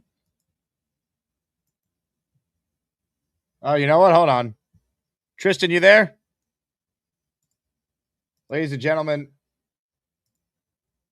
it is my honor and it is my privilege to send this man to the hole, courtesy of Cisco Lopez, baby. Any final words, Mr. Tristan? Maybe it we're doesn't all matter. Jets fans See you because we later. wanna be fun. Now look what you've done. No more protection from the Asmaniacs. Had to pull you out of the chat and cast you down with the sodomites. Some time in here will feel like you've been run over by the lane train. You understand me? You catch my drift? Give them another 24 hours to think about it.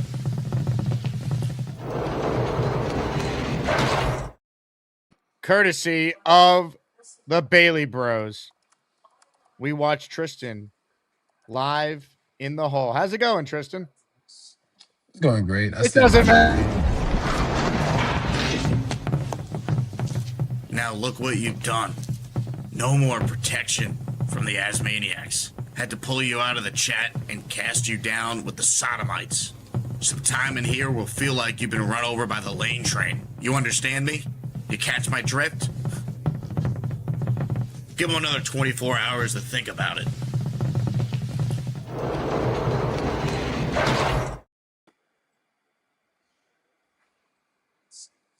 David Bailey, legend.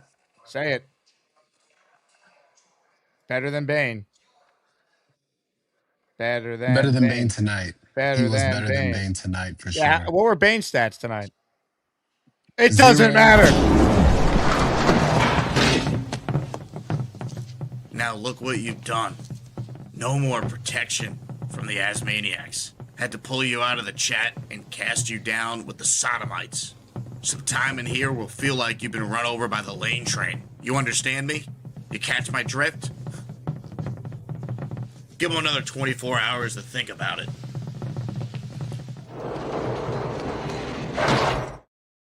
Shout out to you, Tristan. He's going to go down with Ruben Bay no matter what.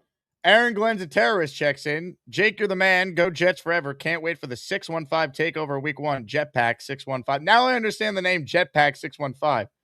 I'd recommend you maybe change your name back to that instead of Aaron Glenn is a terrorist, but you do you.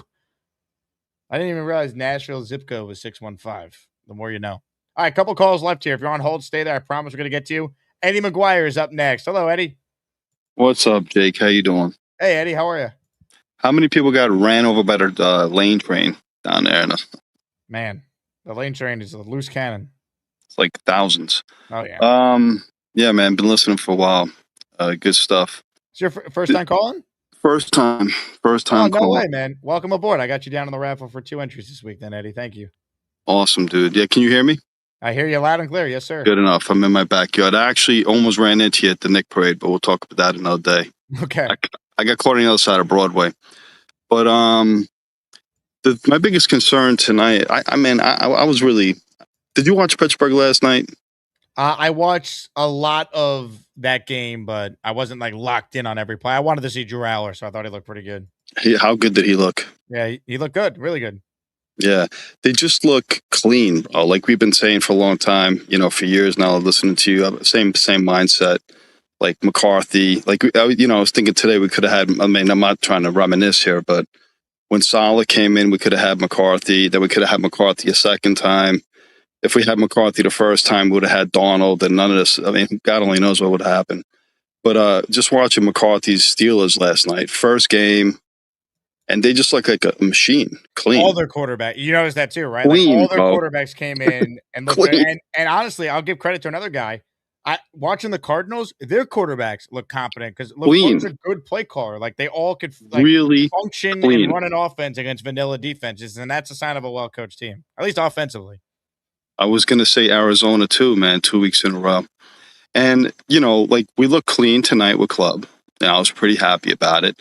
Like you guys, he should have stayed in longer. I was really pissed. I turned the game off for a minute, after. I'm like, really? With two, anyway. But what really concerned me was, but he looked good.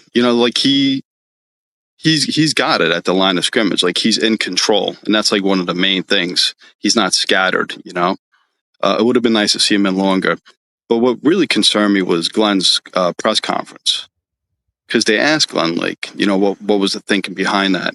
And Glenn, it seems made that decision.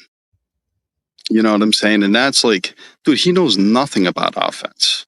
Obviously, he knows more than me. I never, you know what I'm saying? But as far as coaching goes, he's a defensive coordinator still who is kind of clueless when it comes to offense and the feel and the flow of offense.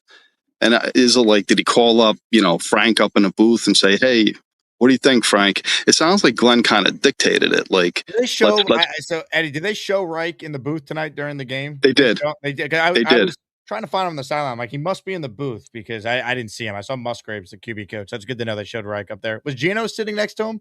Because Gino wasn't on the sideline.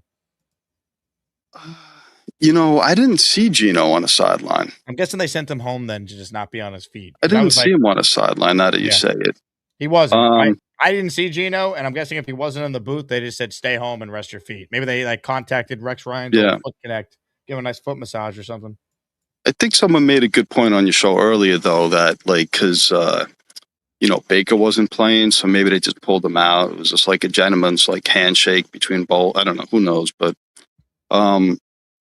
regardless, just Glenn. How does that go? Like Glenn's like Frank. I thought Frank was gonna if it's gonna go like that all season, where Glenn is trying to run the D. That's my point. Glenn's trying to run the D, but still trying to head coach and getting involved in the offense, because he clearly got involved in the offense tonight. You know what I'm saying? He clearly said to Frank, "Let's pull." I mean, he said it in the press conference. We're gonna pull Club out. Yeah, it's his decision, and I think it was scary. Incorrect. I think they should have played him for the entire first half. That 2-minute drive at the end that Zappy got, that should have been Klubnik. That would have been a great rep for him to go through that. Exactly. Anyway, hopefully I'm wrong about that, and Frank is in complete control. We were sold that, right? Frank's going to be the head coach of the offense. Glenn's not going to tinker, but according to Glenn, he tinkered tonight, and I just hope that he doesn't. So that's all from me, man. Good talking to you. Listen all the time, and have a good weekend, brother. Be good. Have good luck on the show tomorrow. You got to call more often. This was a tremendous call. Thank you, bro. I will. I'll call for sure. Eddie McGuire. What a debut. Outstanding call there. Waited till after midnight, Friday night into Saturday morning to make the debut after the first preseason game. Love that. Good job, Eddie. Colin, good job by him. He's in the Asmaniac raffle for 5 entries. Colin, thank you as always for supporting the show. Aaron Glenzatera says, I'll change my name if we win week 1. You know what? That's fair. That's fair. Jets win week 1, you have to change your name. They lose week 1. Well, you guys know how big I think that game is.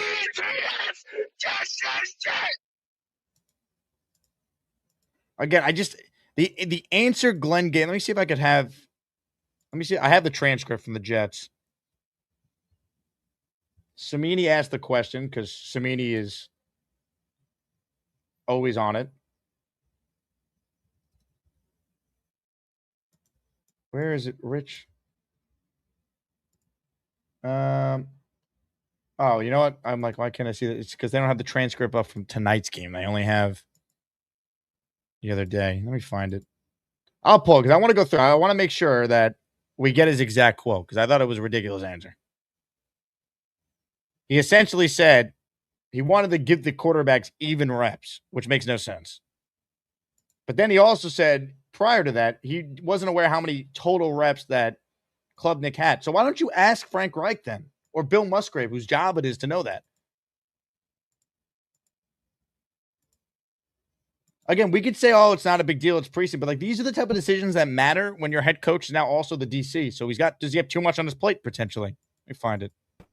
So I have to look at what happens today, and see what happens. And it's really why the refs are here, because I want to get a true how it went down. But I don't think any coach wants any penalties being called. The thing is, we just need to go on to the next play and continue to play. Oh, you know what? This is the joint. Yeah, I don't even have the right press conference up. Whatever.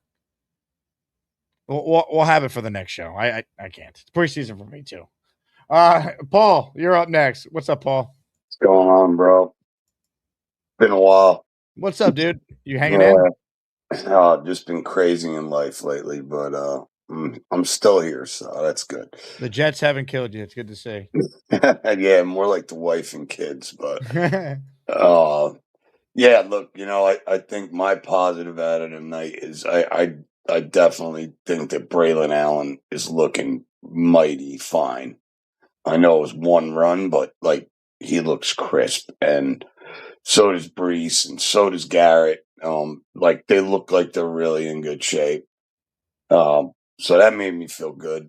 They have our team ranked at 5.5 wins, and there's no doubt in my mind it's because of Aaron Glenn. It's just our team is too talented, I feel, to not blow that out of the water, or at least be 8 games, 7 games.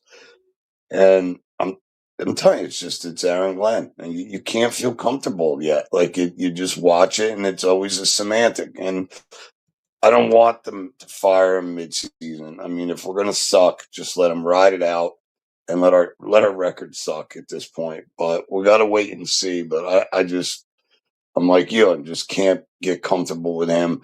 I'm sorry, but if Saleh had the same team with Frank Reich as an offensive coordinator, I'd feel a lot more comfortable about our season. And that's not saying much. Yeah, You know, honestly, so, it'd be fascinating to see what if you had the 23 Jets, but instead of Hackett, it was Reich. Like that team with that defense, they win 11 or 12 games probably.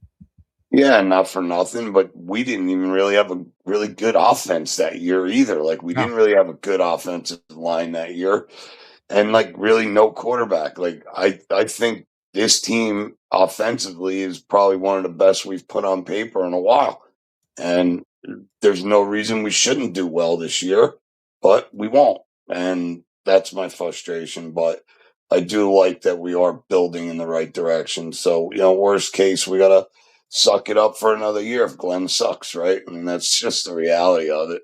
Yeah, look, if he's not the guy, you got to get through pain, but there's light at the end of the tunnel, I think, with Darren Muji leading the charge.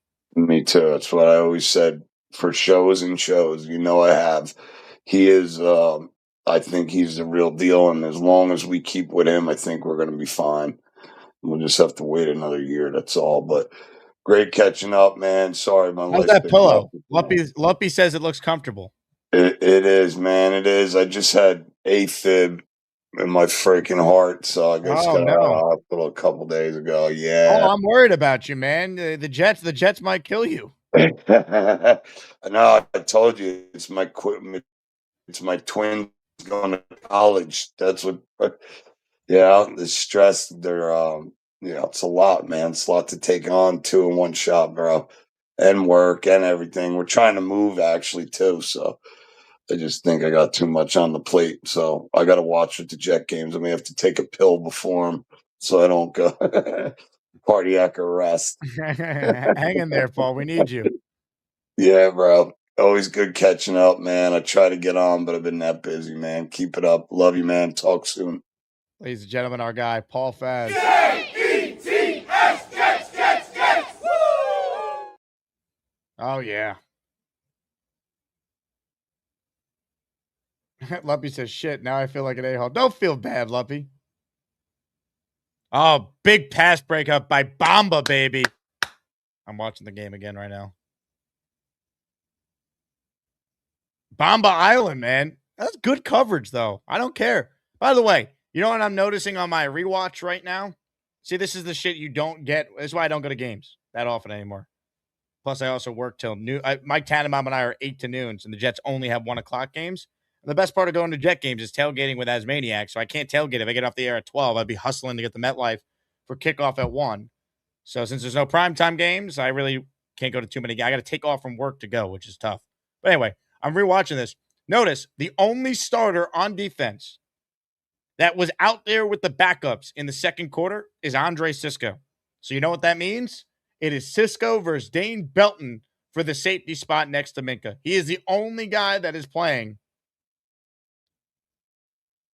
with the backups here. And the backup secondary I thought was terrible. But we're watching, first and goal, 11:27 to go, second quarter. I don't even know who played. I never even heard of these quarterbacks for the Bucs tonight. And the Jets still couldn't get an interception, of course. Yeah, Jalen Daniels, Connor Basilick. Basilick went to Bowling Green. And Jalen Daniels went to Kansas. Also, the Jets just sent the Aaron Glenn transcript. So let me pull it. Connor Long's text. Connor, call in. Let's get your thoughts. Let's introduce the audience to Connor Long. Kid's a superstar. Still got 500 people watching this, and I'm blown away by the audience. You guys are incredible. We're going to wrap up shortly here. Last chance to get in. Delvis says he came out more optimistic about Klubnik. Again, there's a lot to like with Cade Klubnik. Cool seeing his parents there. They just showed him on the replay of the game here.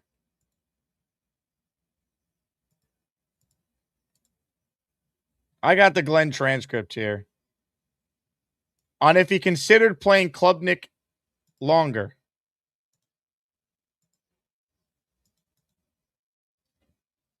Quote, I just felt that he had enough plays at that point, and I really wanted to make sure that I had a good shot at seeing all three of the quarterbacks.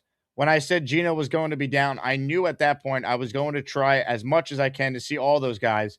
I can't tell you the rep number right now, but I wanted to make sure it was somewhat even across the board. But again, I'm happy with how he operates. That makes no sense. That's not an answer from an NFL coach. I'm sorry. That makes no sense. That makes no sense. If you're defending Aaron Glenn tonight for that answer, shame on you. He doesn't get the benefit of the doubt. He's in his second year. It's not his first game in the NFL. He wanted to keep the rep count even across the board. Klubnik got 7 pass attempts. Cook got 15. Zappe got 10. And the reason why Zappe only got 10 is because 2 of his 10 were interceptions.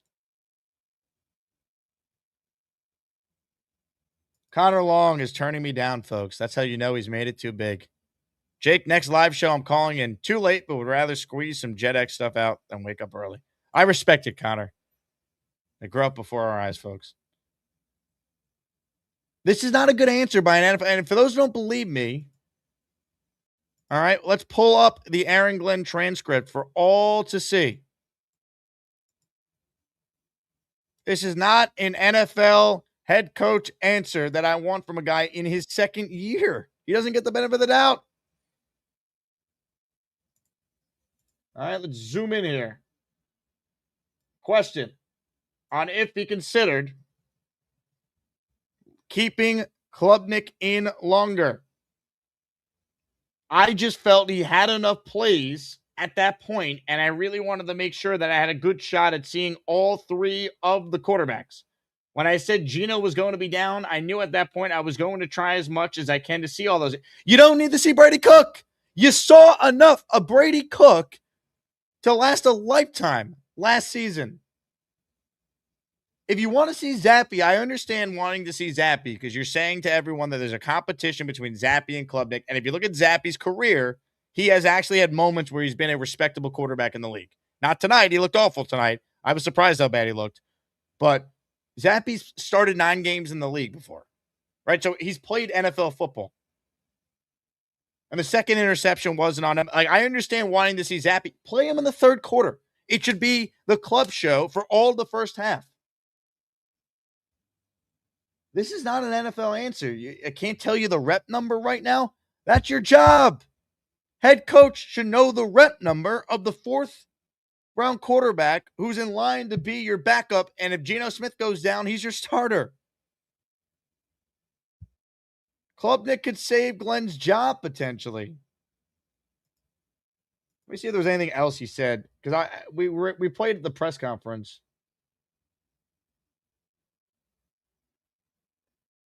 Thursday, I told him that he wasn't going to play precautionary. I went right to Cade. So they'd known since Thursday that Geno wasn't going to play, according to this. I guess the Jets cut off the opening statement in the media here, so we didn't even get to hear that part when I played it.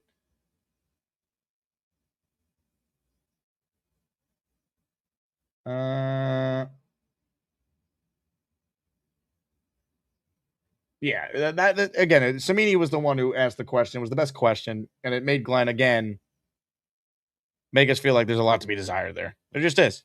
He's not getting any benefit of the doubt from me. It's not happening. He's lucky to have a job right now.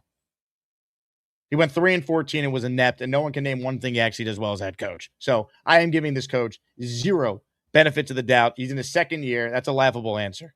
Sorry. Connor Long is called in. Connor, I'm glad you didn't blow us off. Thank you. No, I'm just kidding. Jake, I heard you be like, oh, Connor's getting no. I don't take that. I heard you say that. I'm like, now I'm calling in for Let's sure. go. Let's go. How was the game? You stuck around, you went? I made it to about 5 minutes left in the fourth quarter. Oh, Jesus. And because Glenn was using the timeouts, it was a penalty fest, commercials. Yeah. When Luby dropped me off, the game had just ended. So I got home right as the game ended. We were watching the game on our phone, driving back. Yeah, no, I think this was Kaz's favorite preseason game to cover of all time. Move Yeah. very quickly. At this point, it's just like he gives no shits whatsoever. He just leans fully into that bit. It's hilarious. I thought today's game was fine though. Like obviously a loss, that doesn't matter. I would like to see more of Klubnik, but I tuned in a little late, so don't know if you covered this. But the thing that stuck out most for me with him, and I get it, it's preseason, everything is vanilla and things of that nature, and he's playing with the first team, but he didn't look rushed for a fourth round rookie. He looked very confident. He wasn't in a rush. He stayed posed. He was in the pocket. He was making plays. So I was pleased with what I saw from him, but like as you were just discussing, why not see more? We know what Brady Cook is. Getting a look at Zappy, I am okay with just because he has some level of NFL experience. Like he's a 4-5 as a starter. Yeah, he's played 9 bad. games. Like I was shocked how bad he was tonight. I really thought he was going to be okay.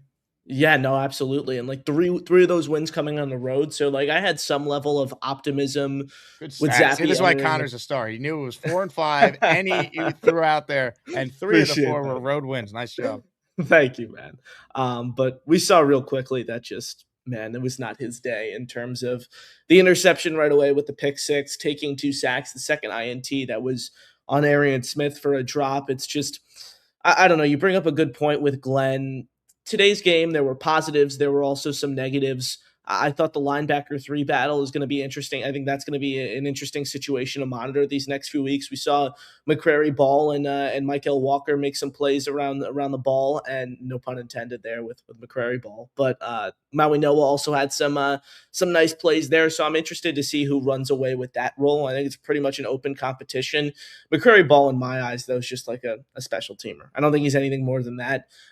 So I'm looking forward to that competition between Walker and Maui Noah. Maui Noah was really good at points last season, then he got hurt.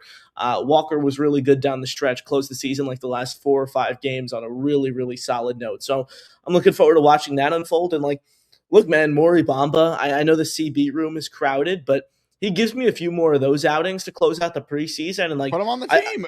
Exactly. There's no one in that room that is established enough that you couldn't find a spot for him if he has more games like he did tonight. Yeah. He looked good. No, absolutely. Like Nate, don't kill me. I know I mentioned this on my show, but like Stiggers, I get it. He's a fan favorite. People like him, but what does he do on defense? He's a special teamer. You look at how secure this roster is with the influx of veteran talent they brought in, having selected 8 guys in the draft. There are a lot of roster locks. If Maury Bamba can prove that he is more than just a sheer special teamer and he can give you something defensively that Stiggers can't, I'm okay making that move. Like he has the tools. He's 6'2", he's long, he's fast, really solid measurements at the combine. Like you tell me he finishes the preseason with 8 pass breakups. How many years did he play in college? Because he's 25 years old. I think 6. I think he's a 5 or 6 year player. Yeah. They have another UDFA like that, Malik McLean, who actually made a nice catch towards the end of the game.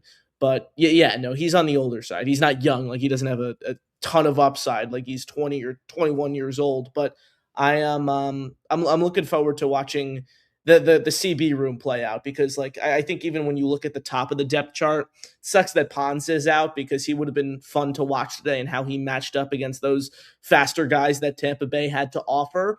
I think the Jets have like 2 or 3 you can make the case CB2s. The question is who's going to jump out and be the one. You hope it's AZ Thomas. I have my concerns with him in terms of long speed. I think Brandon Stevens at points was the closest to being that last year, but he concerns me a lot when it comes to making plays on the ball. That was known when the Jets signed him. He didn't get any better in that regard last season. And then look, when you just talk about the defense as a whole, I was pleased with what the operation looked like today from start to finish. Few mishaps, but that's going to happen in the first game of the preseason. Thought they looked solid altogether. I do have my concerns a little bit of like, the Jets are going to be the 2024 Lions where they literally just run straight man coverage. It's going to depend on what the front 4 looks like, but if you have a 4 out there that's Tavondre Sweat, Harrison Phillips, Enagbare, and Osai, I just worry about you getting burned downfield, especially when you have these bigger and physical corners who aren't as fast, like Nashawn Wright, like AZ Thomas, Brandon Stevens, also fits that bill. So I do worry about them getting a little man heavy under Glenn and just getting beat vertically and downfield because they don't have the fastest CBs in the world, but rather long and bigger guys. But Jake, I don't want to take up too much of your time. I know you're probably trying to get to sleep. I Always love a it, blast. Connor. You got great takes. Appreciate you, man. Who's going to win the kicker battle? Oof, Jason Sanders, man. That was a miss, by the way, from Cade York. Like, I went back and watched that a few minutes ago. That did not go in. Like, that did not go in between the uprights. I don't think. Where did it go? It went left or right. Yeah, right. That's what people were saying on Twitter. You can't see it at the game. They didn't show the replay. Oh no, dude, it was wide right. I don't know how that wasn't a talking point, but it's Sanders. Sanders made 27 consecutive field goals entering this year. Cade York's been on 6 different teams in 4 years. I think he's Cade York got the first opportunity though to kick tonight. If you did, and everything coming out of Florida Park was leaning York's direction and that he was more consistent. So, man, it's just could they have kept Nick Folk? I know, they wanted to get younger and things like that. But if you want to get younger, why would you then bring in Jason Sanders, who's about to turn 30 years old and coming off of a hip injury? That just doesn't make any sense to me. If you want to get younger, 30 is different than 40.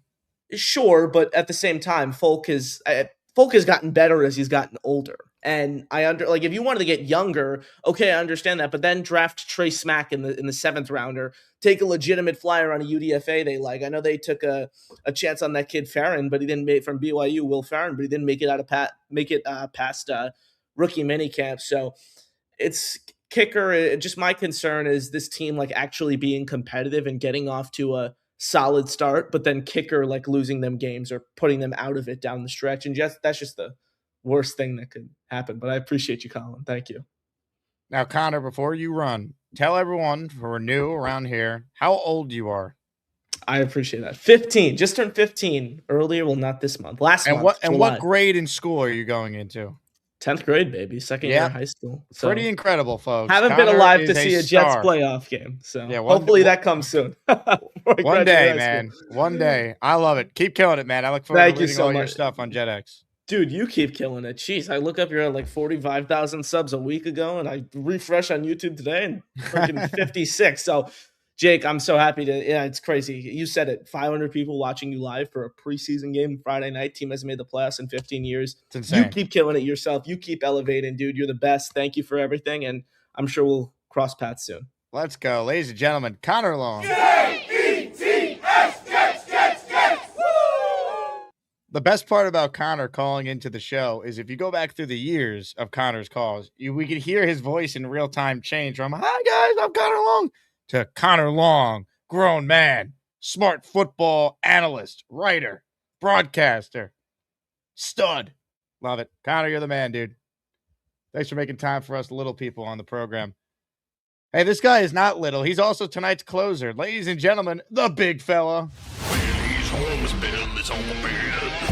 That's what feels good. On the road, his belly's on the bed. In a dirty hotel room. He calls the show, his belly's on the bed. He's just more comfortable. He got a beard, loves the Jets, SuperChats. There's a big fella, sleeps alone. There's no room on his bed. There's a big fella.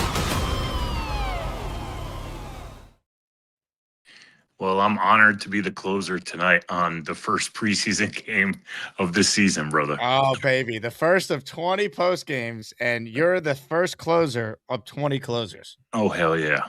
I'll take it and run with it.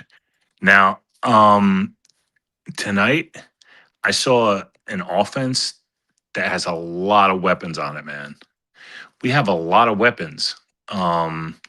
Isaiah Williams jumped Omar Cooper. That means he's our 4th wide receiver. That's insane. We've never had that. Yeah, and I think it's more about Isaiah Williams looking really good than Cooper being bad by any means. I thought Cooper made a couple nice catches tonight. He was out there with the backups. He needs reps. I'm totally fine playing him. So we'll see. I mean, Isaiah Williams, to his credit, the coaching staff is probably trying to say, if you play well and do the right thing like Isaiah Williams has, we're going to reward you. So I have no problem with that in the preseason. I still think Cooper is going to end up playing a bigger role throughout the course of the whole season than Williams will end up. But I noticed it too. He was out there with the starters. Yeah, that, and we didn't have Sadiq out there either. We have good tight ends. Brees is back there. I mean, Braylon Allen took one to the house today. I mean, we have a lot of weapons. I mean, a decent quarterback should have a good offense with this group. What concerned me today, though, is with our offensive line, the backups to our offensive line. They were not good. And I know it's preseason and everything. I get it. But our starters, they look great. But if one goes down, do you really trust some of these guys that we have back there? I'm not so sure. I mean, all teams go through it, but I don't know. What do you think? Yeah, I just feel like we're gonna question everything with this team right now. Yeah. There's no benefit of the doubt when you've been as bad as the Jets have been in their recent history, and specifically last year with the same head coach. Yeah, and what also was frustrating is this offseason has been really long. Like it's been really long. It started when we left Tampa, so bro, we've been waiting forever for this, right? And I'm expecting like some improvement with Glenn. I mean, we all studied all off season, but how the hell can't he manage a clock right? I mean, honestly, it's like you were supposed to improve, bro. It's like you're not. Yeah, I don't get it. I mean, it's not our job, and we're just fans and stuff. But I mean, it's like we put time into like check stats, figures, just come up with things, figure stuff out. And it's like he looked lost at some points, and he might have too much on his plate, to be honest. That's my fear. It's just like I just don't think like you could just either have it or you don't. Like I just don't think you could magically like look as bad as you did in year one and flip a switch and it's just gonna be great. Like I think you could improve the talent, so you could just try and out talent some teams, and they might be able to win some more games that way than 3 last year. But there's nothing I have heard or seen or saw tonight that changes my opinion that we will have a new head coach in 2027. Yeah, I agree. And I super chatted him before. We still can't stop crossing patterns, man. And it's like, yeah, we had a backup defense out there, but we also had backup offense on Tampa Bay creating that, and that's his defense. He's the guy. It falls on him. Yeah, third string and fourth string quarterbacks like Aaron Glenn, play calling just superpower. Can we force a damn turnover? That's what I'm saying. I don't know. But positive note, Klubnik looked really good. He only threw it 7 times or something like that, but 5 of 7. Yep. Yeah. So but he impressed. He looked like he belonged there. He handled it well, even under pressure. I know they didn't have their starters out there, but he looked the part, and that's all you can ask for with that. And that guy Bamba, he was making plays. Now I don't know if he's going to be like the who's a player from last year, like Jarius Monroe, where everybody was like, "Oh, he's got to make the team." What? Jay Tafili. Remember, he had 1.5 sacks in the opener. We're like, who is this guy? This like Samoan dude with no football gloves on that's making all these plays. Yeah. I think Darian Smith is carrying his oven mitts, but seriously, it's where's Gary 3D Boxing's call tonight to talk about Aaron Smith? Yeah, I mean, Aaron Smith should not be on this team. I mean, we can find a gunner anywhere, I mean, he really shouldn't be on the team, but yeah, I thought that we fumbled it.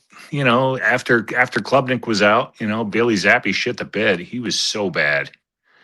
He was so bad tonight. He reminded me of Tim Boyle. It was like so bad. Yeah, I'm watching it now. They just showed the play where like he threw the deep ball to 84, whoever that guy is, and like he stopped running and the ball was nowhere near him. It's like, what the hell was going on there? Yeah, after that play, I said he was throwing it to Nick Shine in the stands. But it's true. I mean, he needs to be cut like tomorrow. We need to find somebody competent back there. Brady Cook did not look good either. He looked like he did last year. So I mean, like it's Brady Cook. That's why it's like, why are we play Zappy the second half? If the second you knew Gino's not playing, you play Klubnik the entire first half. And you let Zappy play most of the second half and get Brady Cook a drive at the end with the fourth team if that's what you want to do. Like that's how. If I just feel like this is basic stuff an NFL head coach should know. Yeah, no, I mean, I agree with you. I mean, been watching football a long time. I agree. I mean, it's like you want to play your backup, your number two as much as you can, like in the first game, and you have two other quarterbacks. You can put them in anytime. So it's like, why are you taking them out so quickly? It doesn't make sense. Totally agree. But great show, man. Great to have you back. Congratulations on the 56,000. That's amazing. I congratulated you for 50K just the other day. So I don't know what the hell happened, but it's great, man. Continued Football, success. Man. Crazy. All the people tuning into some of the video content. And honestly, the biggest growth, we had a short that had 120,000 views, which is that's awesome. Insane. And it was not like anything crazy. It was just me being like, Jet fans should be encouraged after week one. And I don't know, man. It hits the right algorithm. Chef Kevin could talk about this. I was talking to him today because Chef Kevin's like food account. He's got like 250,000 YouTube awesome. subscribers. So like it hits the right algorithm and boom. Well, continued success, man. And I can't wait for Nashville. Nashville is going to be amazing, and look forward to seeing everybody down there. And hopefully, we can take a piece out of Salah. Let's take a piece out of his ass. You want a piece out of Charles Gorman? This is apparently Charles Gorman with a bunch of leftover hamburger buns that the great Frank West gave to Gorman to enjoy, and Nick Shine dropped Gorman off. And here's Charles Gorman with hamburger buns that will last a lifetime. Oh, I can't see because of StreamYard, but yeah, I mean, Charles Gorman, I don't know how many are there? Like a lot of buns? Because I can't see. There's so many buns, you wouldn't believe it. They won't all fit in his fanny pack? Oh, definitely not. Definitely Okay. not. He's going to need about 1,500 fanny packs for the amount of buns I'm looking at here. Copious amounts of buns and fanny packs. So, all right, man. Well, you have a good night. Go Jets, and let's get the next one. We're playing Pittsburgh, right? That's right. Rodgers will probably not play, but they're playing Pittsburgh. That's all right. Let's kick their ass.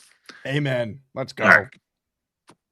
I give credit to players who are not lazy. People think I don't want to work. I can't stand lazy people. I just had a bit of a nap not too long ago, too, so that did Fuck you. Shout out to you, Gorman. Charles Gorman, the real star of the evening. On the Jumbotron tonight. Oh, there's Frank Reich. They just showed him. Oh, are we about to get the pick six? Here we go. Zappy. Nope. Completion to Pritchard. What was the score when the pick six happened? I guess it was 10-3. Yes, it already happened. Yeah, I'm like. Also, the sideline hats this year are trash that the NFL made. The small little dopey logo. Those are awful. And I love that the Jets security guy that always stands behind every Jet head coach the last 15 years. I like that he looks like Richie Malura's dad. Richie from Jets Media. Literally, look at Richie's dad and look at the Jets security guy. Same person. Seth now we're in the raffle for 2. He's got potentially the final super chat. Although you don't want to overreact to the first preseason game, Klubnik looked pretty capable and didn't turn the ball over. He looked good. And a couple times when he was facing pressure, he used his athleticism to buy a little more time. He kept his eyes downfield, threw it away when he had to, ran out of bounds when he had to. I thought he was good. I'm not going to go nuts because he didn't play the starters for the Bucs. He didn't. None of their starters played. But it's still encouraging. He looked like an NFL quarterback. Bailey Zappi certainly didn't, or Brady Cook, forget it.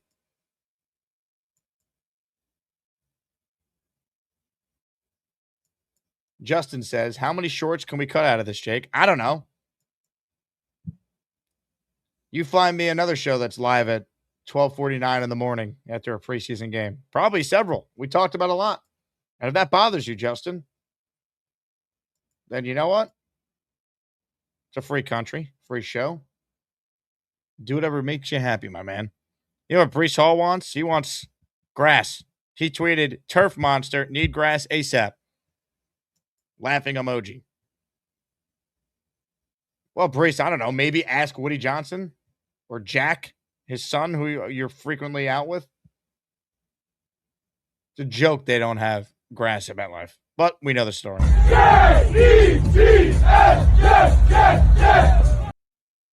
All right. First post-game show of the year is in the books. You guys are the greatest. Thank you for watching. We're back at it on Sunday with the weekly Asmaniac raffle and a normal show. So get ready for that. That will be Sunday, probably around 10 or 11-ish. We will be live. But again, I just want to thank everyone who tuned in, man. We had an amazing amount of people watch the show. If you want to get your Pain t-shirt or hat, good day to launch that, huh? They're available now. JakeAsman.com/shop. We made about 100 of them. I could put more on sale if they do well. I think we sold almost 20 already, so that's pretty good considering we put it out today. I only talked about it on my first show this morning. So check it out, JakeAsman.com/shop. If you're a Patreon member, remember to use your code at checkout. Everything is 25% off if you do so. Again, thank you all for watching. We're back at it on Sunday.